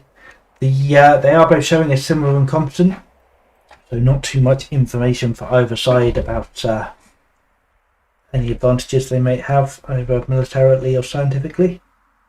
One more turn and we get the second round of agent networks if we want them. Actually, I'm shocked here. I didn't realize this. Do agent networks, I guess it costs more turns to recover based on the development? Because didn't he put an agent network in with the scouts at the same turn? I thought he did, but I don't think. I think it's a static 5 turns to recover. Sync though, the two scouts, because one's at 6 and one's at 5 for duration on. Anyway, it always used to be the case that damaged scouts took longer. I thought we got rid of that, but maybe that's still in. Can't remember. Yeah, they're both full health too. So if that is the case, anyway, I don't know why they're off, but my point is that he will get another round of agent networks and even more information if he wants it. Yeah. And potentially even a little bit of, if he rushes, if he marches a scout into Babylon. Babylon is outputting 36 base science. A high wisdom agent could get a decent amount of science out of there. Yep. It will be a little boost if he can get in there. He doesn't have a ton of schemers in his repertoire here, I don't think, but I think he has at least one that's not doing anything. Let's see. Yeah, there's a couple, but he doesn't actually have. Good for it. He doesn't actually have a an agent in Durafar at the moment, so you can see what the options are. He's got a couple of not particularly amazing characters. Well, his half brother is no longer the Spymaster. Interesting. You find a better Spymaster? No, he's got a power hungry. Yeah, probably. This always happens to me with Spy Masters. It's actually super annoying. It's like the second I put a Spy Master in, it's immediate power hungry grabs it. I think it's something to do with the timing where I tend to get it, but it tends to be a fairly aggressively stolen seat. So it looks like it happened to Alcaris as well. Oh, this is interesting. Carthage has gone colonies and is buying up all the tiles. So Carthage could just potentially come and steal this fort off Scientific if he's not careful. I was looking at that earlier and wondering if that would happen. The fort being close to both the gems and marble is always a little bit sketchy because you get the cheaper tile expansion for So, but yeah, I could quite easily see a elephant coming and knocking that slinger out the fort, and then a unit moving in and buying that tile, and suddenly that's Alcaris' fort. Yeah. Which is overlooking Durafara. If Alcaris gets an onager in that fort, then that's going to be unfortunate. I don't think I think we'll see Alcaris play this defensively, not offensively here. But of course, they do. One opens the door for the other. I doubt we'll see him attack Durathara right now. But just by buying up those tiles, he leaves the door open to do that at a later date when he's a bit more matched on mobile units. Yeah, I really like the buying tiles here. Yeah, we're seeing some onagers being rushed as well. If Alcaris is not planning on attacking, he's certainly worried about this push forward and is planning on doing something about it. Yeah, Spider points out buying tiles also takes the neutral river movement away from Babylon. So there's lots of advantages to grabbing these tiles here. He's obviously losing the 5 orders a turn from serfdom, but it's a calculated play of the advantages you're going to get from that. He's a judge too, so it's pretty cheap for him to swap, especially if he's not doing it every turn. Yes, of course, he's still on his second leader with his intelligent, frugal, humble judge. 8 discipline. That's where you want to go. Well, I guess not a long-lived schemer. We want to go a very powerful schemer in the early opening into a very long-lived judge right after. It's a pretty good start. If we see a zealot coming up as the third leader, that might be. What have we got? We do have a zealot as the heir. Fantastic. Yeah. That is someone who knows what they want and got a little lucky. That doesn't have to be super lucky to get that working out for you, but it is nice when it pays off. Pretty happy succession. All right, so we're seeing some more militarization from Scientific here. We've got an Onager fortifying in Durafara. More roading. Looks like he's nearly finished his road network, at least up into the centre. See if he carries on that road going forward. But with the Onager, Alcaras has got his Onager set up first. So I would say Alcaras is in a strong position here. Because now, if Scientific wants to go forwards at all, he's going to take Onager fire. And if he leaves that slinger there, he can take Onager fire. I mean, okay, he can just heal the damage from one Onager, but as soon as a second Onager comes in, he's in a lot of danger. Yeah, I think it's been a good play of the Talbine. I think that's a nice response here. Again, it's so slow, the fort. It broadcasts the intention. It gives the opponent so much time to react. Like, the fort is nice, but it's hard to capitalize on something as slow as that. Yeah. Alcaras is looking in a strong position here, I would say. Alright, so we've got another... well, it's actually a quarry finished event, but it's some more free science for Alcaras, or a scout or a warrior. Hurricane event. Done in the cap, all three on the wine upgraded. If you look in the expand, one of the lavender has the specialist as well. Second one coming up, third one soon after. I guess there's now wine in Alcaras' northern city, so that must have been an event to spawn that wine, since it's not symmetrical for both players here. And Alcaras' leader is now 6 wisdom, 9 discipline. Really racking up those stats. It's quite an impressive leader there. Oh, that's another nice thing about Judge, right? It has a repeatable, high-value mission that you tend to spam a lot. So you pretty much are always going to be rallying or holding court as a judge. So they tend to get a lot of experience. That's true. Someone was asking earlier. I don't think there is any way to see how many times he has held court, but definitely a strong mission. No, but you can get a couple of sense. I mean, there's a couple of things playing here, right? His leader's at 324 experience, right? So he's leveled 3 times, which is quite a lot for a leader, and he will get passive experience per turn, being in the governorship of Utica, but it's not a ton. I think it's 6 or 8 at this level of development, 6 per year. So whatever that difference is going to be mission experience. Yeah, indeed. Very good indeed. Well, see, he's governing Utica at the moment. I guess that's for the... I'm not quite sure why he's governing Utica particularly. Surely that would be better in the capital. Don't know. Yep, don't know. He'd be getting vastly more science in the capital. He's getting, 8 in Utica? He could be getting 21 in the cap. I wonder if it was something to do with Zenobia earlier. For a while, his leader was in the cap. I think the entire time he's building the Opulence project, his leader was in the cap. I don't know past this. Spider reckons officer rushing. Yeah, that makes sense. He has does it though? a couple He's of had defense Zenobia officers this entire time too. So, and I don't. Oh, Zenobia was Chancellor though, wasn't she? Maybe that was it. Maybe he's just maybe it was just the judge limitation. Yeah, that's another powerful judge. Zenobia is about she's the Chancellor at the moment. She has been way less happy than she used to be, so she's not going anywhere near as much the wildly good stats, and because she's not a rising star anymore, she's turned bitter. She's got older, but yeah. Yeah, I saw someone in chat just point out you feel like Sion could attack north. I don't know. The tile buying, the payoff in part, as Spider pointed out, is that it denies the access to the neutral river. It's no longer a neutral river. He owns both sides of it. It's an Alcaraz river, so exploration shuts off the free movement. And that's not particularly fun terrain to move across. If you look at that, it's all scrub and sand, which is going to eat the orders up. And Carthage has their road network up in addition to the river, so they have two vectors to move units quickly, whereas Sion has 0. I don't see an attack north working out particularly well for Sion. It's kind of hard to see what he'll do. Yeah, I actually don't know when Sion was thinking. Maybe he was considering a combo play here, but I think I side with the chatter earlier who suggested that this is probably a Bodkin play. Like, he's made no move to capitalize on his ability to build his unique unit. He may just be essentially playing Babylon as if it didn't have a unique unit here. It's just, he's got hunters, he's got slingers, he's got wood, he can make Bodkin.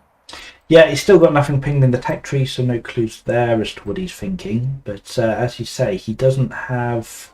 Does he have? He has garrisons up. I don't think he's built any strongholds though, has he? What have we got here? We've got barracks coming up.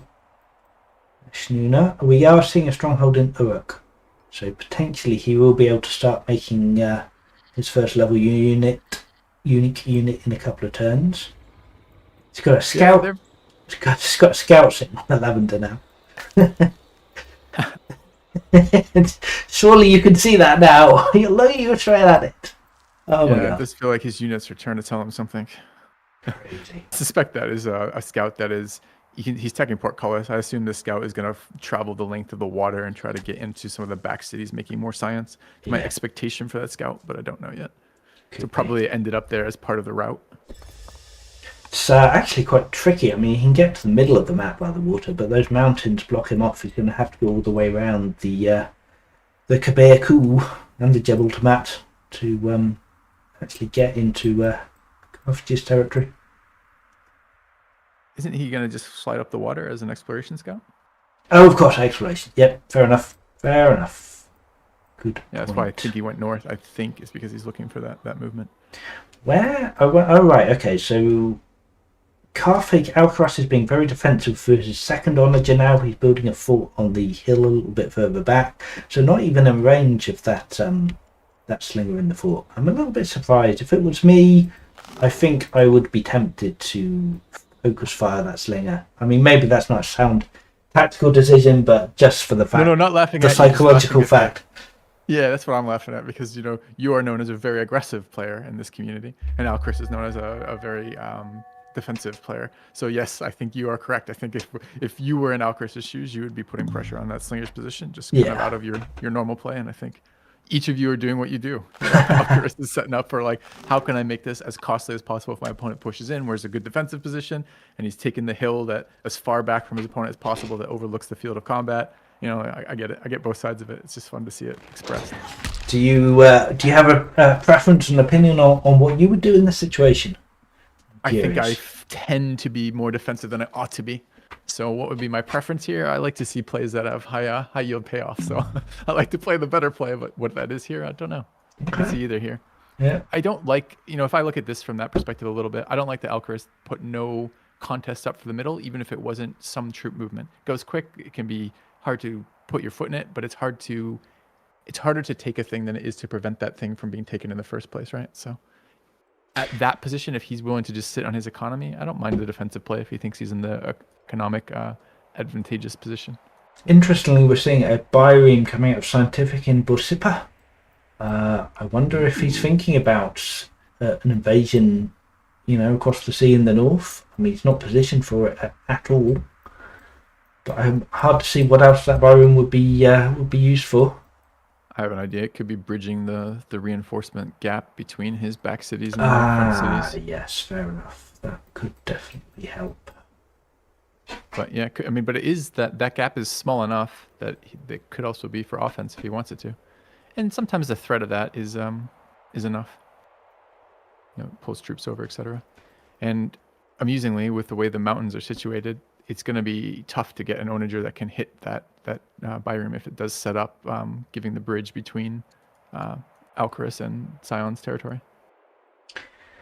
Yeah, so chat saying strong feeling it ends up by my game. Onager line will finish seeing them points victory. So yeah, I think we're definitely in a danger of getting a stalemate situation if everyone just onagers up.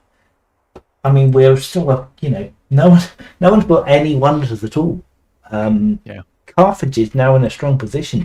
Their economy is looking very healthy. They've got 175 stone coming in a turn. So yeah, I think to be fair, if Siontific doesn't push in, then it probably makes a lot of sense for Carthage to just sit back and start building wonders. They are still building more quarries, so they want even more stone. They've obviously got their eyes on wonders. And they have hydraulics, and Sion doesn't, which means that resource gap is going to open in the short term as opposed to close. So Yeah. I think if there are wonders being created this game, I think they will probably the first couple go to Alcaraz. Yeah, probably the vast majority, honestly, unless Sion drastically improves his stone income. But he doesn't look like he's putting any effort into that. He's building, barracks and just barracks really. Oh, has he got a rebel here? Yep. Sion's got a rebel slinger. That's not what you want to be dealing with. 200 on his artisans. Ouch. That's rough. Yeah, that is Why is it so unfortunate. bad? Discontent. Which is basically, this is low legitimacy, really. There's nothing really outstanding. The leader doesn't hate him. The religion doesn't hate him. He just dropped 100 of it somewhere, too. Where the hell did that go from? Luxuries. Incense, wine, and dyes. He's had luxuries on the site for quite a long time, so he's just given them all to the artisans. They particularly like luxuries, so they get, I think, plus 40 from each luxury as opposed to plus 20. So yeah, it's quite good. Here's what I was talking about with those scouts. I much prefer this second spot where Alcaraz has agent networked with that scout. It's on a hill overlooking multiple cities, gives him a ton of sight, even though the agent network isn't. Although I don't like the fact that he put the agent network in Athena. No, it's in Babylon, and he's getting 15 good. science turn out of the agent there. So yeah, another huge pickup for Alcaraz, to 146 science to 99. Yeah, 50% more science output. This is starting to look quite bad for Siontific now. We're seeing a stronghold going up in Esnuna. If he's waiting for Bodkin, well, it may be 20 turns for him, but 20 turns of science for Alcaraz is a lot more valuable than 20 turns of science for Sion right now. So he's not going to be in much better shape, probably. I don't think Sion can afford to wait for Bodkin at this point. But I don't think Compo gets the job done here, do you? Yeah, probably not. I mean, potentially he could contest. He does have a lot of military units. Again, they will be ending shortly. Yeah. 6 turns, not bad. Yeah, I think they made a lot of progress for the duration of the game here. It is interesting because if I look at this just like by unit count, Sion's a little bit ahead here. I do like Alcaraz's defensive position here. I think that's pretty solid. And with enough owners, you're like getting to actually spam them and put them up and set them up and build them forts, it will be quite hard to chase out even with elephants. Yeah, so the military score is almost completely neck and neck. They've stayed very even throughout. So yeah, I think pushing in without a military advantage is going to be quite difficult. I don't think Sion can realistically get a decisive military advantage anytime soon. Yeah, not just, but if you just look at units, I agree. And I think with the terrain manipulation that Alcaraz has done in the last couple of turns, as I kind of called out earlier, I think he's in a decent spot. But it is always possible that players can play better in combat. So there's, it's never a guaranteed thing just because combat's entered in a bad state that it ends up in a bad state. Now that's quite interesting. It looks like Sion has pillaged his own fort and decided that he can't hold it and has abandoned it. So I quite like that play rather than just leaving it for Carthage. He has got rid of it. Yeah. Always feels a little bad to pillage your own improvements though. Yeah, I mean it's definitely not ideal, but better than leaving one in neutral territory overlooking your city. Yeah. Yes, but I do second that sentiment that if there's not going to be the aggression coming now, it will be a while before aggression makes a lot of sense again. So there may be a bit of a stalemate. It might be an interesting stalemate. There's very powerful wonders on the board still, and it doesn't take many of those to change the game state a little bit. And it is likely that most of them go to Alcaraz, but there might be some prioritization differences. If Alcaraz takes like the Science Wonder Museum, for example, and Sion says, I'm going to go with Jebel, and essentially Alcaraz investing in a long payoff wonder and Jebel being like a combat wonder now kind of deal, there might be something. I mean, in terms of culture, Sion is 71 turns away from legendary in his capital. Carthage is 34 turns, so neither of them particularly close to being legendary. Nope. Excuse me, coughing fit. Just survived the assassination attempt. That's good. Yes. So I am surprised that Carthage hasn't built any wonders at all. Like the museum would surely be a great pickup for him. Yeah, I think with the exception of museum recently, I think there was a time right when he was hitting strong that he stopped banking and decided to invest in defensive economy again. That was like barracks and garrisons and stuff. And like right now, I think he's got the resources. He could probably just buy the difference and do it. Did he just start it? Too? He decided the museum. Come down. Yeah. All right. Well, better late than never. He's getting loads of wind built up as well, which is obviously going to be great for him. Yep. Yeah, he's spiking his science at this point, and his economy. It's all looking very nice indeed for Carthage. Yep. So. Sign building warriors. Oh wow. Why is sign building warriors? Just to spike his military score? Body blockers? Sure. We select from his side. If I look, what tech is he coming up to? Portcullis. Yeah, not entirely certain. It could be that Sion puts a lot of value in having those blocker units, and we've seen him use them quite effectively in other games. I'm thinking particularly of the game against Marauder. So maybe he just wants the bodies. Yeah, you would have thought archers would have maybe been a better bet. I mean, maybe he's saving his wood for his unique units, but yeah, I'd rather have archers at this point. Well, I think we're both scheduled to cast this tomorrow, right? So we'll pick it up there. Yes, indeed. We'll see exactly what he plans with it. Yeah, we'll be back at the same time tomorrow, and yeah, hopefully we'll continue to see good progress and see what Siontific can do. Should we have a quick review of what's going on? So yeah, as I said, military score neck and neck. Siontific has just taken over slightly. Military score very, very even. We've got Carthage being massively wealthier, a decent amount more population, more specialists, more workers. Sion has produced more military units, but not by a vast amount. But if you count mercenary tribe units, they're pretty much the same for mill units. Neither side has lost a unit. Sion's killed loads more. Sion's cleared one more camp, of course, we've got the extra city. 5 laws to 4. Laws are actually looking pretty even at the moment. That's interesting.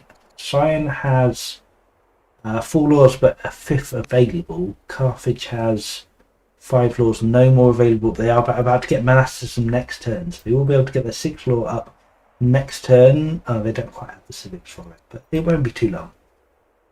Interesting too, monasticism. It's going to be another science boost. Yep, if he gets his monasteries up on the growth, that can be very nice indeed. Back to the stats again. So yeah, Sion is slightly ahead in text discovered. I guess he's taken a lot more bonus units than Alcaras has. Yeah, 5 courtiers. Of course, that's the benefit of having a judge holding court. You get a lot more courtiers. He's definitely made good use of. 118 improvements on Alcaras' side to 73 for Siontific. Quite a gap. Yeah, quite a gap indeed, and yeah, huge legitimacy advantage for Alcaras. Alright, well, I think Siontific definitely has his work cut out for him, but he obviously hasn't given up yet, so we'll see what he can pull out of the bag tomorrow. And yeah, see you again at the same time. Thanks for cheers, Fluffy. co-casting with me, Filthy, and thanks everyone for watching. And see you guys tomorrow. Goodbye for now.